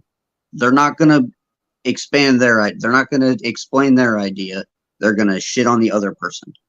And yeah, and it becomes like a pissing match. Like instead of like expanding each other's perspective, then it's like, why do you feel that way? Yeah, like you ever think maybe you feel this way because of this reason? And just having dialogue, man, is like the lost art. You know what I mean? The internet has cut its legs off at the knee. Like you can't actually dialogue with 220 characters. You know what I mean? Like, like you said, the algorithm pushes the most controversial conversations up anyway. Yep. Like you're not gonna get normal dialogue seen by millions of people. Like I'll watch pro-life, pro-choice fucking like debates, and honestly I am pro-choice, but I watch these debates and the pro-life people are more open to discussion than the pro-choice. And I'm like, come on, man, like make an argument why pro-choice is good. Like my whole thing is, if you can't afford to have a child and we have the technology, why would you not take advantage of that? Well, and women right now are being locked away, and this happened before Roe v. Wade was overturned. There's a woman that had a miscarriage and she's got a 4-year prison sentence. Yeah, like medically it should be used to save people's lives. Like how should that be illegal? And then fucking why would you want a kid to be born in an unstable living environment? Like I have a hot take, which is like going to be very controversial. I almost feel like you should have to apply to have kids. Like very, that's but that's a lot of control. There is something definitely lacking between, you know, children making children, having children, and there's a disconnect there, and that's how the dumbing down works out real good when kids and moms stay home and watch fucking Jerry Springer all day and whatever and just nothing. You know what I mean? Like it's and that's not like a serious policy, but it's just something to bring up. Like I think we need a more educated society in general without the indoctrination. Like you know, we need honest, you know, we need honest conversation. I believe there should be autonomy where nobody has a right to anyone's body, and choice is what it is 100%. You know? Yeah. Yeah. The choice being my fucking choice, not someone else's.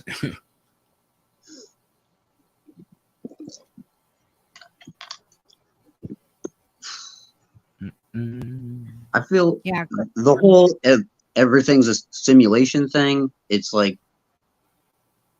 fuck, that might just be true.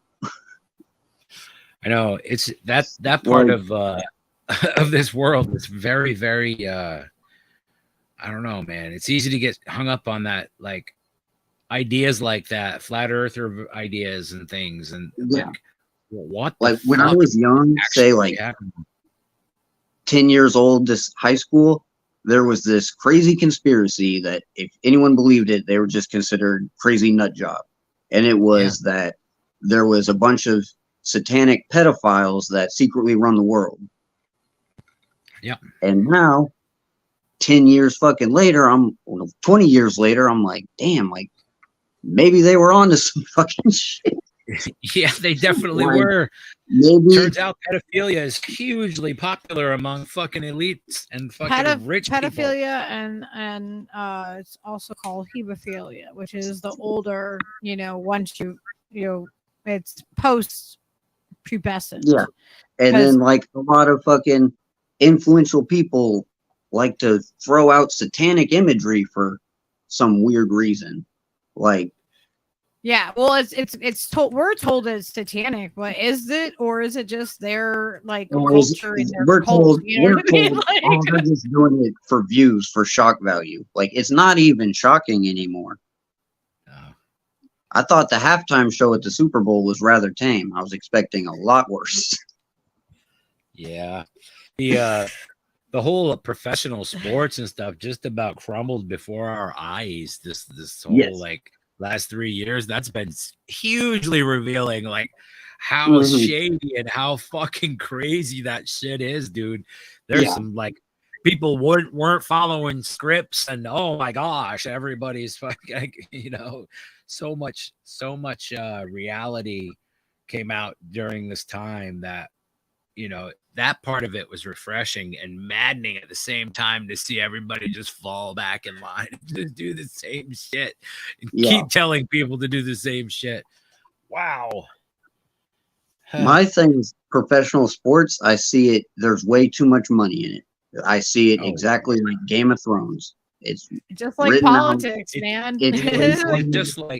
Just they got the trade deadlines, the rivalries, even the off-field stuff is all, you're going to do this, you're going to start a beef. I feel the only thing they're not literally rigging is the play-by-play games.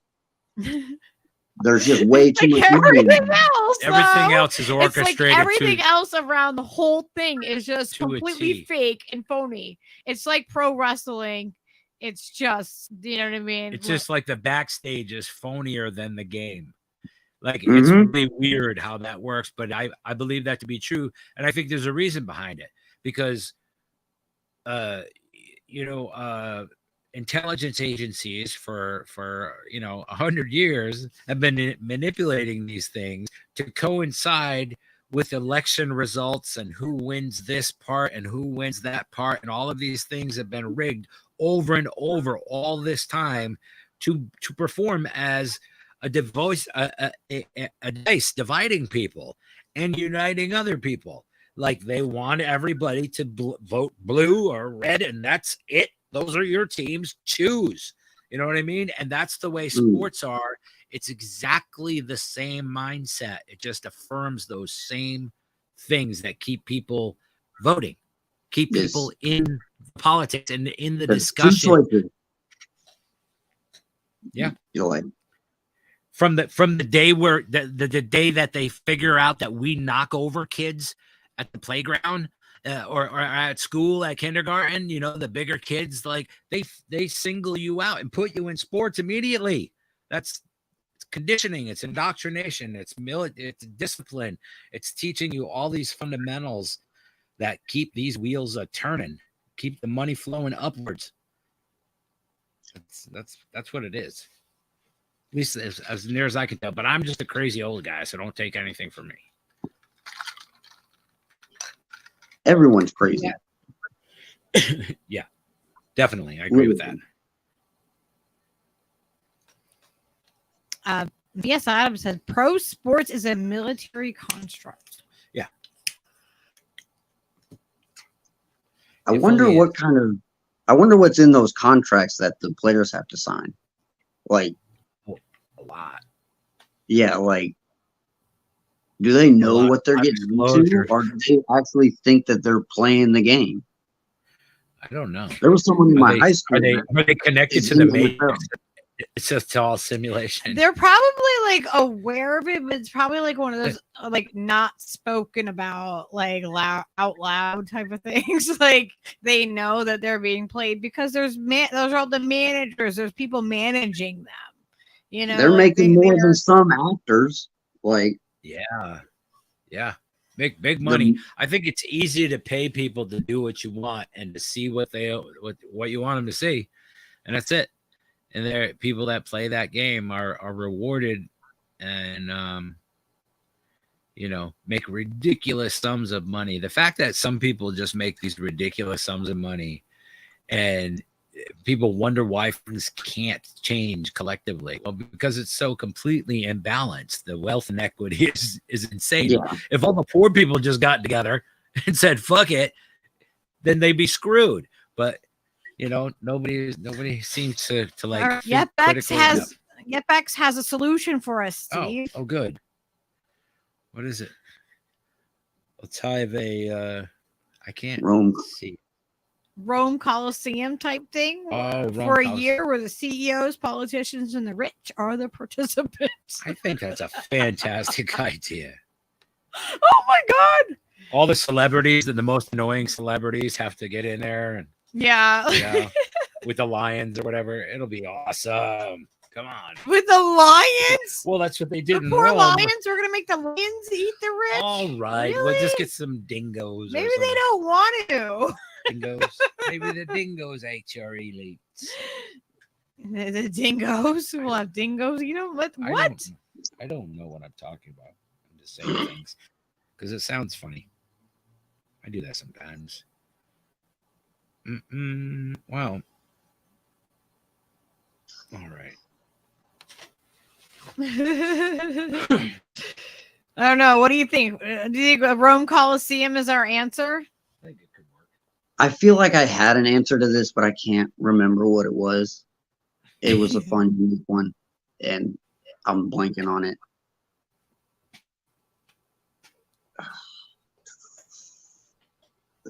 Yeah, Bex and Little absolutely cracked me up with this shit.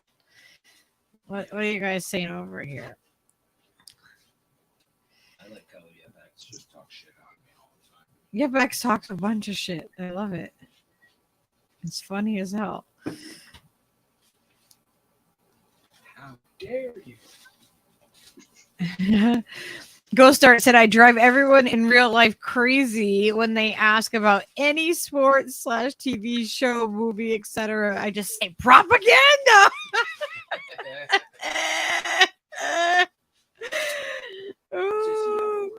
You're being brainwashed. Little said, Thunderdome elections, 2 politicians enter, 1 leaves. Oh my God. That's the kind of justice I'm talking about. Oh my God, you guys are brutal. I think they should be cast on Survivor on CBS. Split into tribes. What's the other one? There's another one that's even worse than Survivor. Future of America edition. Future leaders of America. We're gonna have like the Hunger Games to see if if the rich can survive. Yeah, like opposite Hunger Games. Well, there's less of them. Well, we're the ones who know how to like garden. Right. Can Pete Buttigieg make What his is that, way Steve? across Alaska? That's not nice. No, Where's mine? This is So I see this from Odysee Whistles. Ask Kyle if he has read stuff from Damasio. No, I have not. I'm not familiar with who that is.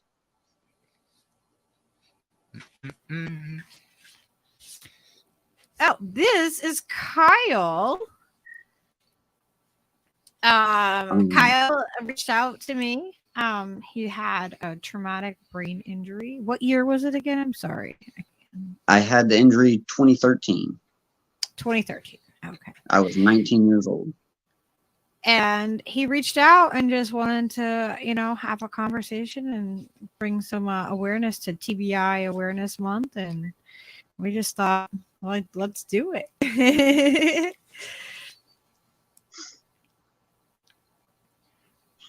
So I should have got a haircut. You could see my scar. It's like 2 feet long. Starts in the middle of my head and goes all the way behind my ear. Oh my gosh. I usually get my hair real short so you can see it. You like that you can see it? If I were to That's get cool. a tattoo, I'd get it in like a yin yang or something on my head. Well, that'd be dope. Hell yeah. Mhm. I told Steve I'm gonna tattoo a little guy mowing the lawn on the top of his head. What do you think of that? A little lawnmower. I like it. Lawnmower Man has double entendre, You know? has other connotations. What do you guys think? Do you think Steve deserves a lawnmower tattoo on the top of his head?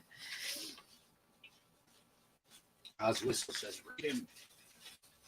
Oz Whistles wants you to read them. It should be like a flip book where the guy just keeps pushing. And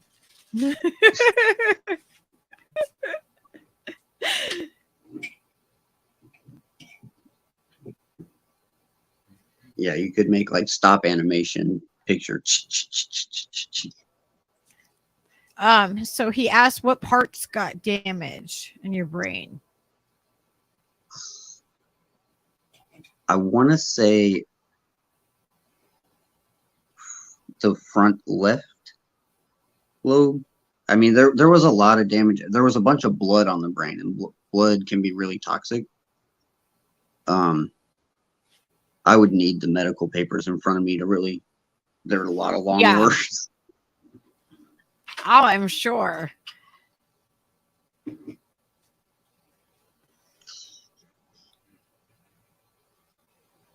Oh, I guess that was a brain. Damasio is a go-to guy for all brain trauma in the U.S. And I've probably seen some clips of them.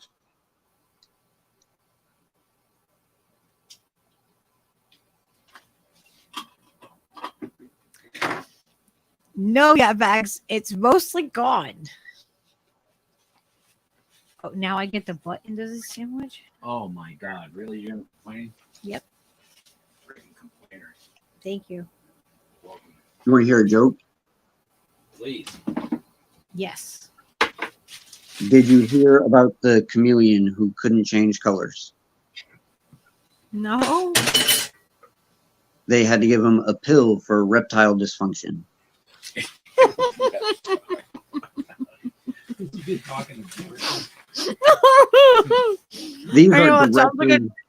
These are directly from my dad. Yes, that's why it sounds like a dad joke. That's so cute. He will call me in the middle of the day, say, "Hey Kyle, what's the difference between a vitamin and a hormone?" What is the difference between a vitamin and a hormone? So I'm thinking, I don't know what. He said, "You can't make a vitamin."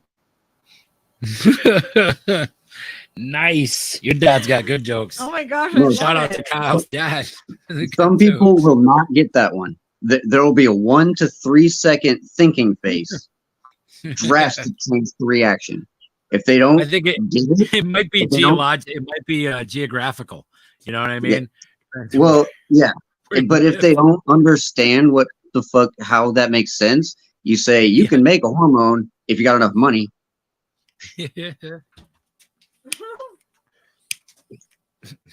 But some of my favorites. Excellent. Whoa. Gray Walker says we got someone who dyes their hair red. Trans ginger. Whoa. Is that politically correct, Gray Walker? I'm clutching my pearls. Yeah. Remember when comics were funny and like said like really outrageous things? Now it's like if you say an outrageous thing, then oh my God, you're a racist, you're a communist. Even worse, you might be a socialist. Yeah, you're something. It's something. Oh, you pointed out truth about a political person that people like. You must be a Fed. I know. I got called a Fed so many times, and I'm like, really? Great Walker says I'm cis ginger, so it's okay. Oh my God. Oh my God. That's so funny. I'm cis ginger. Got me. Got me with the old cis ginger joke. The dad joke set me right up. That's why I was ready for it. Turns out Kyle is an excellent warm up. I didn't know. Both the comedy styles were going to blend that well. So Oz asked you another question. What do I say? I had balance issues for like a year or two, like even a year or two after recovery. But no, I was very, very blessed and had no major physical ailments from the injury. Right on.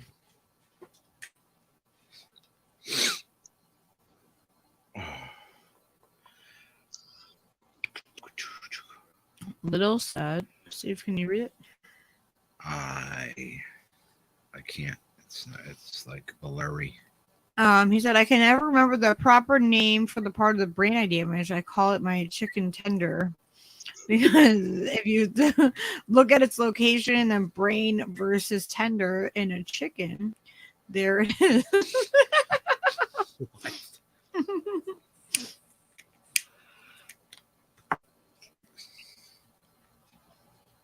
Little is part of the McDonald's cult. I didn't know that until tonight. Now he's confirmed it. What? Wait, what is a McDonald's McDonald's cult? I don't know. It's something about chicken nuggets, and you can't. That's Oh, the first rule of chicken nuggets. McDonald's was my first job. I worked at a McDonald's once for like, I think it was 6 days, and I realized, no, this is just not the job for me. And then I was there from when I was 16 till my senior prom. They scheduled me on senior prom, and I was like, I'm not coming in. Like, you gave. This was like my middle 20s, and I was, drinking entirely too much. There was no way I could work at a McDonald's at that point, or anywhere really effectively. But then I found a construction job that like paid like 6 times more, and everybody drank all day, so it was fine. Oh, Worked fine. Except for the alcoholism and everything. But other than that, it was. I was never a big drinker, and then with the brain injury, alcohol is very, very frowned upon. Like, shouldn't be drinking hardly at all. Yeah, alcohol kills brain cells. It's the thing I need to stay away from. I can drink a little bit. It's almost like I can microdose it and get the full effects. So I won't drink any liquor, but I can have like 2 or 3 beers and be rather tipsy, and kind of, it's almost a benefit, because when I make the choice of, hey, is it healthy to keep drinking? I'm not intoxicated that much when that choice comes up. You know what I mean? I'm kind of at the point right now. Like, I drank for years as a young person, and entirely too much all the time. And then after I was probably, 30, I stopped drinking like pretty much entirely for like a decade. And then maybe I drank a couple of beers here and there ever since then. And even today, if I get like 2, like, Trappist ales or whatever, something decent, like local beer, 2 of them, and I definitely feel tipsy. I'm like, that's good, like that's over the course of like 2 hours, like play a set of music, doing a live stream. If I have 2 beers in that time, I'm like lit, man. That and a couple bowl packs, and forget about it. I'm a cheap date. I don't drink like I used to. I can't, I have no tolerance. And I don't like playing and singing when I have a buzz like that, like too much of a buzz, because I feel it feels sloppy, like I'm not doing it effectively. Do you ever get stoned and play? All the time. In fact, that's how I taught myself to play the guitar, was by being stoned. Every time I got stoned, I would grab the guitar and want to play. So now that same thing happens. Like, and that's how I know if the weed is. So he needs weed in order to play now. I need weed to play, but it is a crutch, but also it's an excellent detector. Like, people come in, they're like, oh, I got this killer nugget, man, try it out, And if I don't feel like playing my guitar after smoking, they're full of shit because I have to be stoned. I have to be like a certain level of stone to want to play the guitar, and it triggers me to want to play. So it's like, yes, I'm dependent on it to play, but I also can play without it. Doesn't matter, but it's so much more fun when I'm stoned, and it's really a win-win situation. The symbiosis of smoking weed and playing the guitar has worked out pretty good. That's amazing. See, I started smoking weed when I was 17. Illinois passed their medical cannabis law the year I had my brain injury. Mm-hmm. And so, like, when I was kind of out of the hospital and at my parents' house recovering, still missing a chunk of my skull, so I had to have this little old school helmet on anytime I got up out of bed. I went through the process of, finding a doctor and applying for the medical card in Illinois. So I've had my medical card in Illinois for like 8 years now, and my weed tolerance is just capped out. Like, I don't even really get intoxicated by it. Like, that's when I'll drink a beer or two, because a beer will get me intoxicated, whereas pot kind of just gets me to a functioning kind of calms me down. Yep. Originally, it was supposed to help with my sleep and appetite, which I still, it's not like I get the munchies real bad. Hi, Crystal. Do you eat ganja food? Not really. It's the Illinois market is the edibles aren't really, you can't buy a good deal of edibles. You can't bulk buy it. Huh.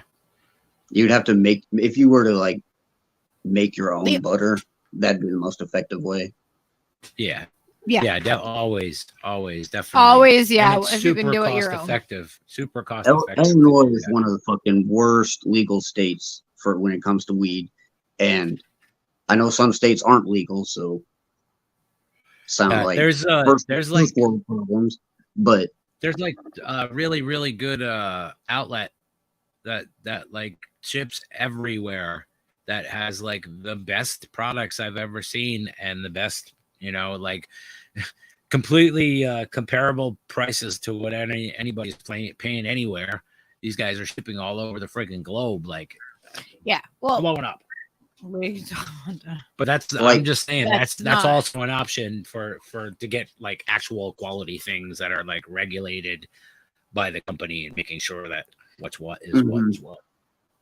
I've just committed to the Illinois program because I've been doing it so long, and I know which companies are worth buying and how to get deals. And yeah, that's cool though, and supporting local is important anyway. So that's the thing. Illinois laws it's like the most monetized and fucking like, it was JB Pritzker, fucking billionaire out of Chicago, and they can only give out so many licenses. So like, you have to have hella money to even open up a shop. There are no mom and pop shops. Everything is tracked from when it's put in the ground as a seed to when it's sold. As a buyer, you don't see what you're buying. You only know the name and the percentages and whatever description they have online. Like, none of this pick out a strain, they open the jar and weigh it in front of you. No, it's in a black jar. You're not even supposed to open that until you get back to your house. Damn. What? What are you doing? Yes, like, it is super fucking strict and makes them hella money because they can. Yeah, they tax like the grower, like all the dispensaries, every single different name of dispensary, they have to buy their product through the Illinois growers. Right. So the growers are the ones setting the price. The dispensaries are just licensed middlemen. Yeah. And I get it. And they all carry the same shit at basically the same price. Right. That's crazy. In Mhm. Connecticut, And they're doing a similar thing, except yeah, for you. a lot of other states are following Illinois' kind of roadmap because it makes them so much fucking money.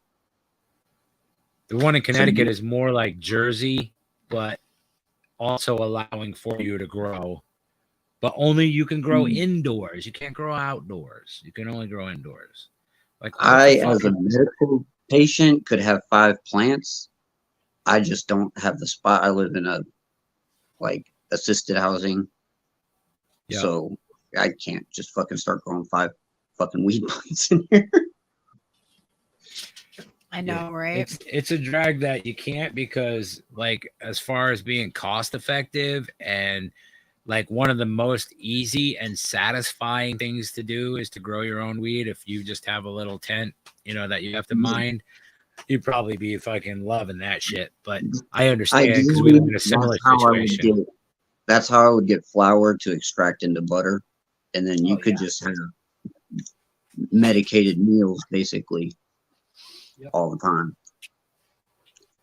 Get over But here. I've been dabbing for so long in like the dabs and the carts that I don't even use flour. Like I stopped smoking cigarettes and I basically stopped smoking flour like that too. Yeah. I only hit a bowl when I'm getting ready to go to bed. And usually I don't finish it because I'm falling asleep.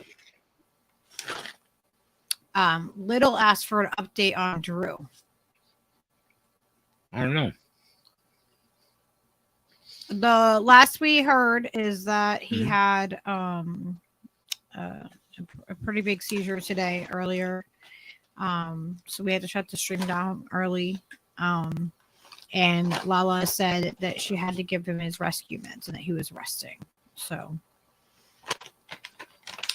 that's what we know right now. You want to play me some music?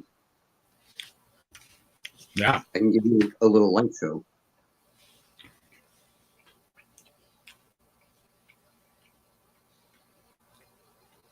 He's gonna light show. He's gonna do his own thing. Do you want us here? Why don't you come over here? Hi, Josh. As upbeat as you can go. I know it's just one person. You could just freestyle anything you want to play.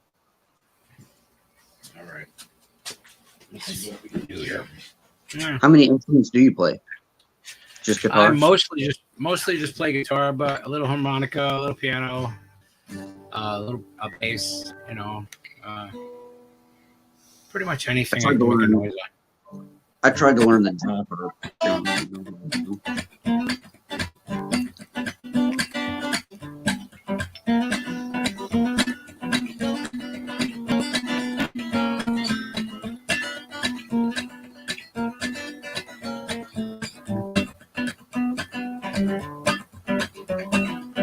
You see what he's doing?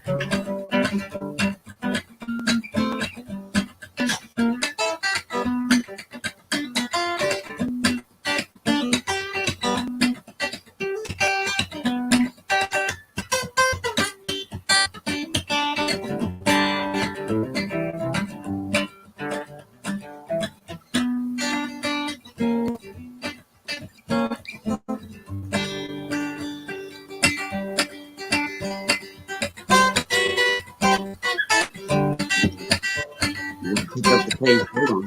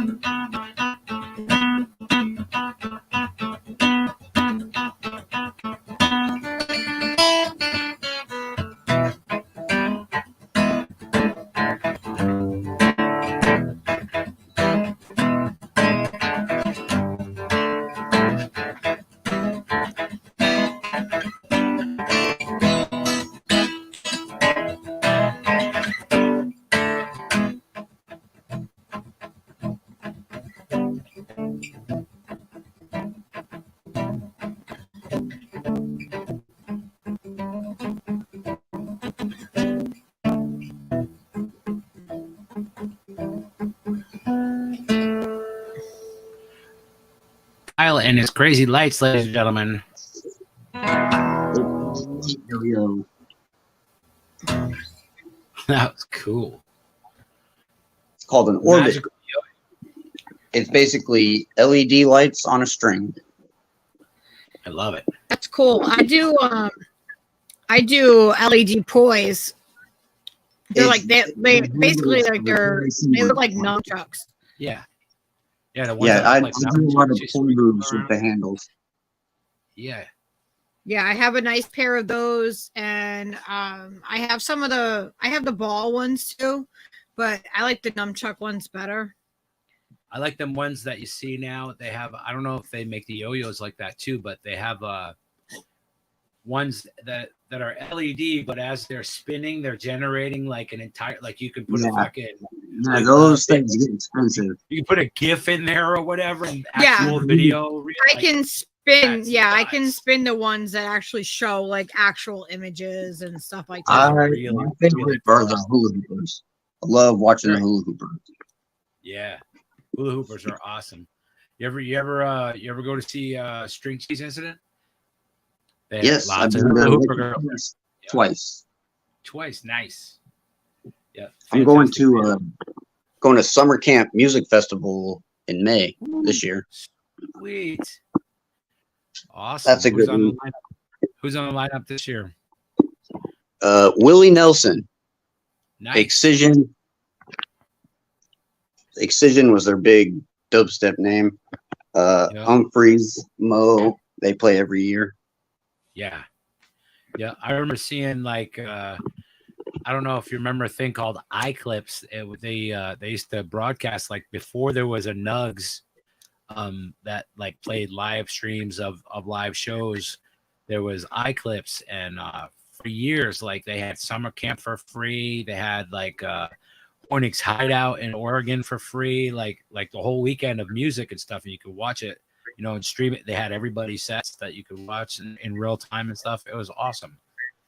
Really cool for free. Like yeah, that's dope. Like, I remember when the pandemic hit and it like shut all the festival season down. There was so many like live streamed events that was such a like community building thing that we could fucking do for cheap every year. We don't need a fucking virus going around to communicate online like that. No, that and I'll tell you what, that it's totally possible. And we were talking about social medias earlier. Twitter is the only social media that I really use besides YouTube, and I fucking despise it. It only pisses me off. It's just a fucking hellhole, dude. As bad as left Twitter is, fucking EDM Twitter competes. Oh, I bet. Well, I try not to participate. Twitter is just the same, dude. Deadhead Twitter is the same. It's all the same. It's like you guys are complete shit libs. Everybody is sold out. Every punk star that you ever fucking, every single punk star you thought was a badass is a fucking dweeb, cucked little boy living in Hollywood now, making fucking loot. And now they're just like, no, the establishment is right. Go get your vaccine, everybody. Shut the fuck up, dude. Everyone's a fucking plant and a psyop. It's awful. Oh my god, I've been called a all the mainstream success. Yeah. And the whole concept of like you were talking about earlier, like when somebody would say something years ago, you're absolutely crazy if you think that. Yeah, like, okay, so he's a fucking theorist thing. That conspiracy theorist idea, that definition was instilled in everybody in the 80s, 90s, 2000s. and like more so as it's gotten later in time, as it's going up to 2023. Yeah. Conspiracy theorist is like at the height of its popularity now, and it was a term Question. coined by the CIA. What's the difference between a theory and a conspiracy theory? A conspiracy theory is that you think about it with other people. You're conspiring with other people to think two something. or more. It's two or more people because they're a conspiracy. That's My it. fucking cat is going crazy. Diesel. Baby. Nuts for that. But All right, I'm gonna switch back 'cause, so like- I can sit here. like, I love theorizing. I'm a theorist. Yeah. Take away conspiracy. Like, So technically tonight we were conspiracy theorists because we talked about things. That may or may not. yeah, but That's like, really what it means, and it comes from. You want to guess where would that term come from? The government came up with a reason to kind of squash critical thinking and make people that think critically, like, and it talk about fucking things worked. together. It worked. That mission accomplished. What's fucked up? It's like they were trying to figure out mind control in like the 70s and the 60s. You think they just stopped that shit when the internet came out? Or do you think they fucking perfected it where they have a legion of fucking literal NPCs? Absolutely what it is. Everybody's a useful idiot. Yeah. Like, they probably things that happen like all over the world, like when spots of violence occur or certain things. I think that a lot of it is absolutely influenced in ways that we have no idea yet because they've kept it so under wraps. But Mhm. I think there is a mass population control already in place that somehow they don't know how, like, certain people are able to resist it more than others, but we're all influenced by it. It's the fluoride in the Yeah. water. Like, We're and all again, influenced. We've all been fooled. Every one like of I us. said in the beginning, that generation of 1990 to 1995, we'll even go 88 to 95. Like, we were the test subject for how to like, we're the new test subjects. And it was a success. Did you see what Yupek said? Lucky may not be a Fed, but Steve sure is. He was hired by the U.S. government to seduce Lucky, keep an eye on her activities. Like, clearly, that's true. Yep, I love it. Oh, All these free God. thinkers. Not so free now, are you? Yeah. Drewski You know what's going to be crazy? is All Drew these Drizzle Stank. What's that? what's going to be nuts is like all these influencers that are making like millions and millions of dollars, and they're like 18, 17. Yeah. Did you see Dylan Mulvaney? The Yeah. like, he made it to the until- president. Wait until TikTok gets banned and their cheat code to fucking doing their job is gone. And now they're making zero, and they never learned how to live modestly when they were making 6 figures a fucking week. Like, Yeah. what are they going to do for society? Right, they're driving around in the Lamborghini going, Yeah, Life like, is you great. can't even afford to fucking get an oil change in that now. right. Yeah, it's like shit's gonna collapse. Like, it's gonna Little- be funny. Little nose, Yeah, Steve's the honey like- pot. I got Like, you skills, literally- man. I go in the woods and I know, like, freaking survive for the most part on my own. And I at least have the like knowledge, or I have the books and I have the tools that I need to do it. Like, other people aren't going to be able to survive in that way because they've been, if the system went down, they're not going to know how to survive. No. They've never had to. They can't identify a fucking plant. See something edible on the side of the road, Yeah. Are they going to know, like... People take for granted that stuff, like just a simple thing like, do you know what kind of trees to find the mushrooms? Do you know what you have to do to stay alive if the food is gone? Like, what are you going to do? Did you know that, dandelions are edible? Like big secrets like that. You know what I mean? Like cattails, you could actually completely live. I remember being 16, I played Call of Duty on the Xbox. The fucking Wi-Fi goes out. It's the fucking worst feel. Like, what the fuck am I gonna do? Like, can't play Call of Duty. I can't even get on fucking the internet or my phone. Like, literally, like, what did people do in the 1800s? You went back to my childhood, is what happened. Yeah, mine too. I grew up like we didn't have that stuff. Yeah.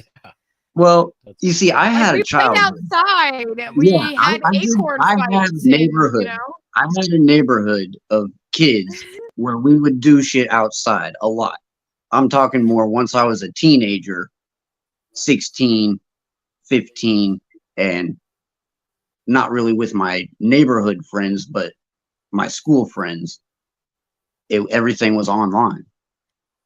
There's probably an alternate reality that has just our online activity as its reality. Everything we've searched, every website we've made an account on, like on some Rick and Morty shit, we're going to different universes, and this is the internet universe.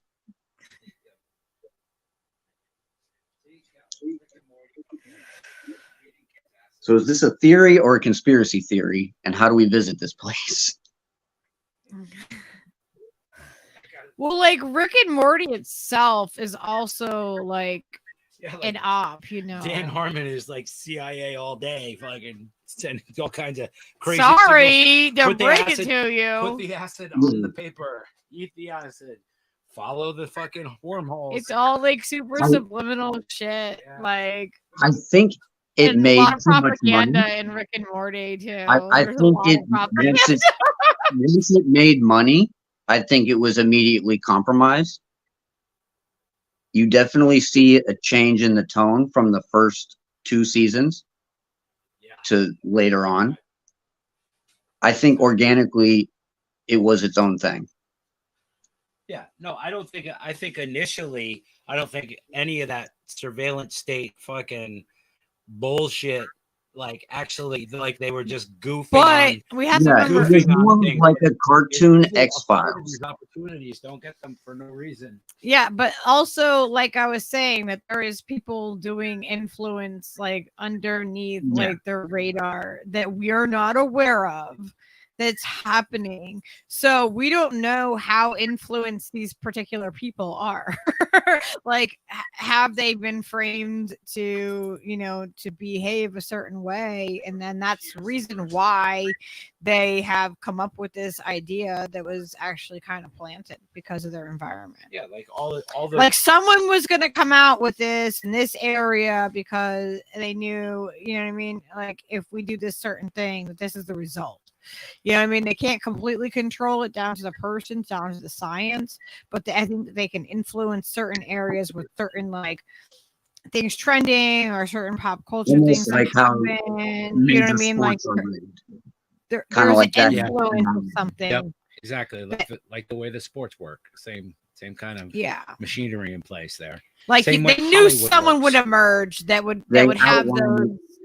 You know what I mean? The person that's being elevated is the person that they want elevated, right?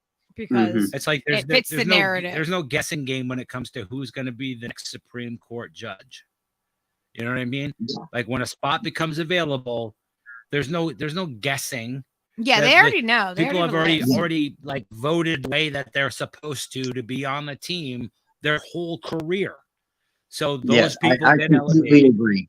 All and these, fail a upward. big Generally, vote's coming up. Like that, we know what's gonna happen, and it's not gonna be what helps the people. It's whoever Right. voted the way that most aligns with what they're yes. what is they pick the person that's done it because whatever influence or whatever Because you're on life team. choices that they've made have been beneficial towards a certain thing, and that's what they want, and that's who they're gonna pick. Because Like, that's just how it because works. ultimately, it's all about you being on the team. Are you on the team or off the team? Your whole life, from the time you're a toddler, are you on the team or off the team? I want to be on the team. I want to play. Put me in, coach. Fucking that whole mentality is just manifest throughout all our culture and our politics, especially. Like, if you really seriously want to make a bid to be a judge, you better prosecute a whole bunch of cases the way that they should be in the eyes of the people who are your bosses at the time. Same thing, all the way up. Same thing, like there's an algorithm on YouTube. Yep. We know if we want to ride a certain algorithm, then we have to provide certain kind of content. And that's the fact. And that certain kind of content is not the kind of content that I'm interested in. It's not authentic. I don't want to do commentation on commentators commentating on other fucking people. Like, I just don't want to fucking do it. For advice on a type of content I thought about. I was thinking about making a stand-up. I was going to make an autobiography because my whole life's a fucking joke, and then turn it into a stand-up. Hell yeah. And it was going to be called It's Only Funny Because It's True. I was just going to... That's a great idea for a podcast. Story. Shit. Yes. That's where I was like, man, stand-up's going to be too long. So now I'm thinking like a 30-minute almost show or podcast. Yeah. Yeah, no, that makes sense to me. Like, and say ultimately, go for it. that's what comedians do, is they take their fucked up lives and they make fun of it, and they show other people their fucked up lives and show them how to make fun of it. That's what it. Yes, exactly. You can't make this shit up. Jokes are true. Yes, 100%. 100%. Can't agree more. Yep. Right, Leo? There's a ton of stuff. You're right. Yep, X, and ton of brainwashing and propaganda in children's cartoons too. Oh yeah. Visited friends. They had Ladybug on their kids, Street. and the cop. And the cop said, "Good politicians are your friends." Oh my god. I'll tell you what show can't be beat is fucking South Park. I've already quoted them once. I forget which quote I even said. But South Park never misses. I agree to a fashion. I agree to the point where when they get to a certain echelon where they're schmoozing with the likes of, these people that we despise, like Clintons and Obamas and people of that ilk, you know what I mean? Now, like, when you get to a certain level of being a rock star, you also are in those circles, like Roger Waters, or Elton John being awarded, the Night Ship, and all of these things, these perks that come with celebrity. I think, like, really, I've thought twice about that now. Like, why do you want to go that way? Why do you want to? You want to aspire to everyone so much that the president recognizes you and wants you to go to the White House. But then I'm like, but what if the president called you to go to the White House? Would you go to the White House and play your music at the White House because they wanted you to come and play? Or what? You know what I mean? It's like, I can't condemn the people that do that reach for that, because I understand how it would affect me. But knowing what I know, it makes me fucking sick to think that, no, fuck that. I would never play for those people. But I play for the governor of fucking Connecticut at a fucking picnic, standing 2 feet away. And, whatever. It's all relative, I guess. It's just a strange place to be. Like, if you're like that well known and you've reached success levels that bring you to nose with all these other fucking, dirt bags and fucking questionable fucking people. It's just weird. I mean, there's questions. I feel like you literally can't make it to a certain status popularity, even financial level, without being invited or accepted into this almost club. Yeah, well, it's definitely a Yeah. club. Like, That's what I if mean. you But have you have to be X invited. amount Yeah. of reach, they make sure to you're in with them. They'll give you That's benefits. what I mean. to Once do- you get to that level, where you have to have you have to be part of the agent's, team of people. So you're on the team with the Mhm. agents. Now that agent has this influence on these directors and these producers. Now they have these other film companies that do this, and they have these other they own the Rolling Stones, and they own the Pink Floyd, and they own the names of all of these, and the Dallas Cowboys, and these huge conglomerate things that you get invited to play for and do the Super Bowl and all of those things. Yeah, But you have, basically, there's kind of- certain rules you have to follow. You have though. to be. That's what I mean. They'll forgive a lot of things, but if you're vocal and say the kind of things that we say on this show, they would never have the audacity to invite a person such as myself to be a part of those kinds of things, because I would point out the embarrassing things and it would be uncomfortable for everybody. So it's like, at the same time, I respect all of these other artists for achieving their success and all their stuff and doing all those things and being invited to all of these, these big plate dinners and stuff and whatever. But it just seems like you have to accept a certain amount of fucking horse shit and I don't know. where's the integrity? Weird guilty association with these people to really actually achieve those levels. Yeah, exactly. Where's the integrity? Yeah, it's like you have to lose a bit of integrity to agree to be, to do those things and to be part of it. Like, I don't know. I'm torn at it. Like, I want to be a successful person. So but I it don't wanna comes have back to to the sell it out question: do we have for a all of that. soul? Because it feels like you're selling part of yourself to do that. You're diminishing the returns, It was nuts. Some people are selling their soul and not getting much in return. That's Like- that's just a rumor, Yepax. I have never been to the Bohemian Grove. I have any stories. Oh my god! Yepbacks and freaking we get Yepbacks and Little and where's Applejack? Thinking of Applejack.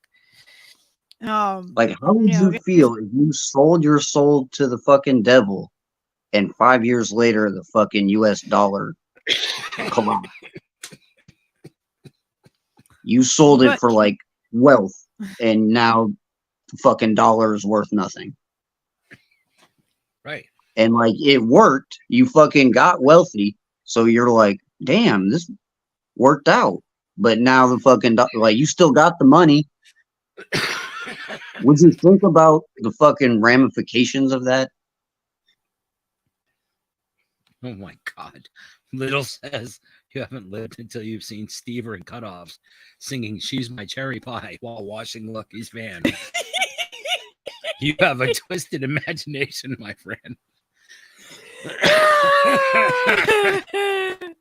I just had a weird combination of like a White Snake video and Warrant and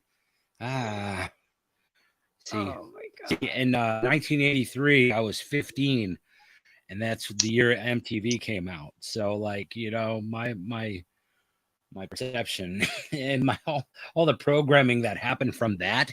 Oh my God, no, it's no wonder everything is all fucked up now.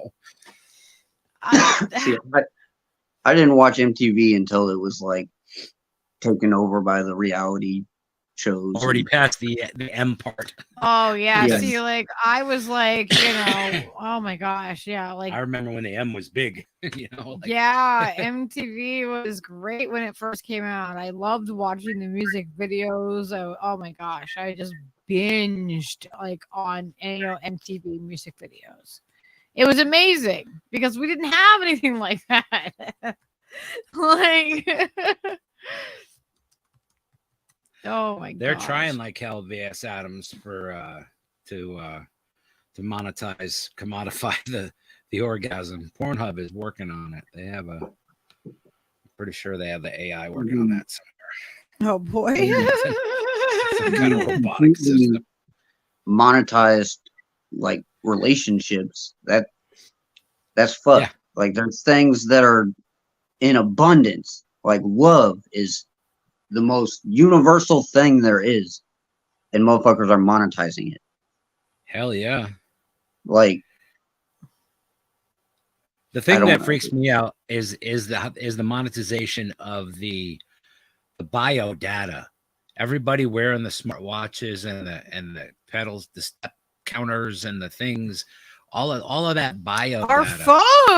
Our phones, they're literally attached to our bodies now. You know what I mean? It's like it's only a slight step between outside and inside, and they've miniaturized everything so they firmly, fit wherever they want to fucking tuck them. And I'm sure they will offer people. Yeah, I've had this real dystopian like vision of the future. It was like a few years ago, and like I just tried to forget about it. But like the brain is basically a fucking supercomputer, right? Yeah. Yep. Imagine if they could keep the brain alive to produce energy. Yeah. And gave you the option to suicide your fucking debt away to power the fucking planet. Dude, I had that same kind of thought. Like, I'm sure we weren't the only ones to have the thought then. Like, no. That's a shared thought. Everybody knows that there is some kind of apparatus that's already working. They already are doing this and probably have been for a long time. The same kind of thing. That's why the bio data rings that bell in me and just triggered you to think of that, because that's the common. It's like as dystopian as it gets. But it is out there in the fucking ether. Like everybody knows that it is a thing that is existing or impending or both. I think. Anyway, maybe I'm just a stoner. I've been known to be wrong at least once before. Did you see what FX said? Ask FX. Steve is so old he used to carry around a vinyl record player on his shoulder as he strutted around town. Have you seen pictures? I think my sister has a picture of me with the little fold up record player. No shirt, sandals. FX is like, shit, I really got one. Yeah, I know. That's how I know FX is a Fed, because obviously there's inside information being shared somehow. It's one of my handlers. So Kyle, I wanted to, give you a heads up. Now you're on the list. You've been on the show, so now you're on the list. If you weren't before, which I think you probably were. You're just on another list? You're just on the bigger list, the slightly larger. The one that contains Little, me, BS Adams, Yepex, Ghost Art, Crystal, Oz Whistles, of course, and many, many others. Yep, your yo-yo is not going to help you, my friend. You are definitely on the list. I'm fine. Are there benefits? I don't know. We're waiting to find out. We've written sternly worded letters to people in high people in places. We have not written any letters like that. Allegedly. No. We need to get Crystal and Little on the law team to oh my God. Do a complete breakdown of the existing data, to be sure. Oh my gosh. I don't know if we can really be sure, but it's worth a shot. If you ain't on a list, you ain't trying at all. Hey Steve, why couldn't the bicycle stand up by itself? I don't know why. It was too tired. Too tired. Oh my God! I wish Georgie was here. He would go dad joke for dad joke with you. He does that all the time. That would be cute. Oh yeah, dad jokes. I love dad jokes. I would get an arsenal from my dad and win. Yeah, that's I'm the best. competitive. That's the best thing. Load up, you know. Yeah, Mhm. right. I'm Why was the strapped, you computer cold? know. What was that? Why was the computer cold? Oh, I don't know. It left too many windows open. Too many windows, of Oh course. my god! You know why I love them? Because they're really easy to get. You don't have to think about Mhm. it. Yeah, they just It's make like you giggle. senseless laughing. They make the press the giggle button. It's just they're easy to laugh to. You don't have to think about it too hard. It's like, oh yeah, it's funny. Did you hear about the priest who walked into a bar? Mm-mm. Now he's got a bump on his head from the bar. From the bar. I think you have to wait an extra like 2 more seconds before you say from the bar for it to land properly. Oh, there was a delay in the chat. I was looking at you like, oh, they don't got a bump in his head. Yes. Crystal, I don't know. When you get yours, let me know. Because maybe I'll be expecting mine. Where's my Soros check? Damn it. What do you mean I'm not saying the right things? Yeah. You're right, Crystal. Crystal says fucking priest probably deserved it. All I'm right. gonna I get think that. we're gonna wrap up. Do you want to tell everybody? Oh. I can hear you. Oh, do you want to tell everybody where they can find you on social media and stuff? People add you stuff. I would be on Twitter at Westerfy, WESTERFY. That was my Xbox gamer tag when I first got Xbox Live. And it was also the Nice. name of my Wi-Fi. Mhm. Nice. So that's it's been my username for like everything. My go-to. Awesome. If our anyone's agent at interested Monitor in will starting make a comedy podcast, we should link up, work on Hell that. yeah. Yeah. Steve, it was nice talking to you. Lucky, thank you so much for having me on. Yes, thank you for coming on. Thank you for reaching out. It was awesome. We love having, members of our community on the show and getting to know people. Do you guys have like a Discord server? We have a Lucky Burrito one, and we have a Steve Cutler Live one. Yeah. Oh my gosh. I need to get signed back into my Discord and everything. I think they're in the description of the thing. I don't know. They might be the show. They might be description. in mine and not on Lucky's. I don't remember. But we'll update them. But we do have Discord, yes. We should chat further. Yeah. Vegan put. Yeah. And Vegan put the link in the chat. So you guys, if you want, you can go and follow. Vegan's name is her Xbox handle too. Yes, you have 2 Discords. What the hell? I don't know, Vegan. I don't know either. We didn't know what we were doing when we started. I was like, well, I better make one. Okay, well, I'm going to make one too.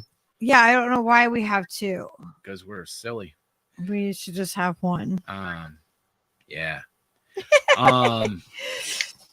Yep. We definitely. This has been fun, and thank you again, Kyle. All right. I would love to do more things in the future. Hell yeah. And I will see you guys on Discord, I guess. Cool. All right. We'll look for you. Good night, everybody. Thank you. All right. Peace out, everybody.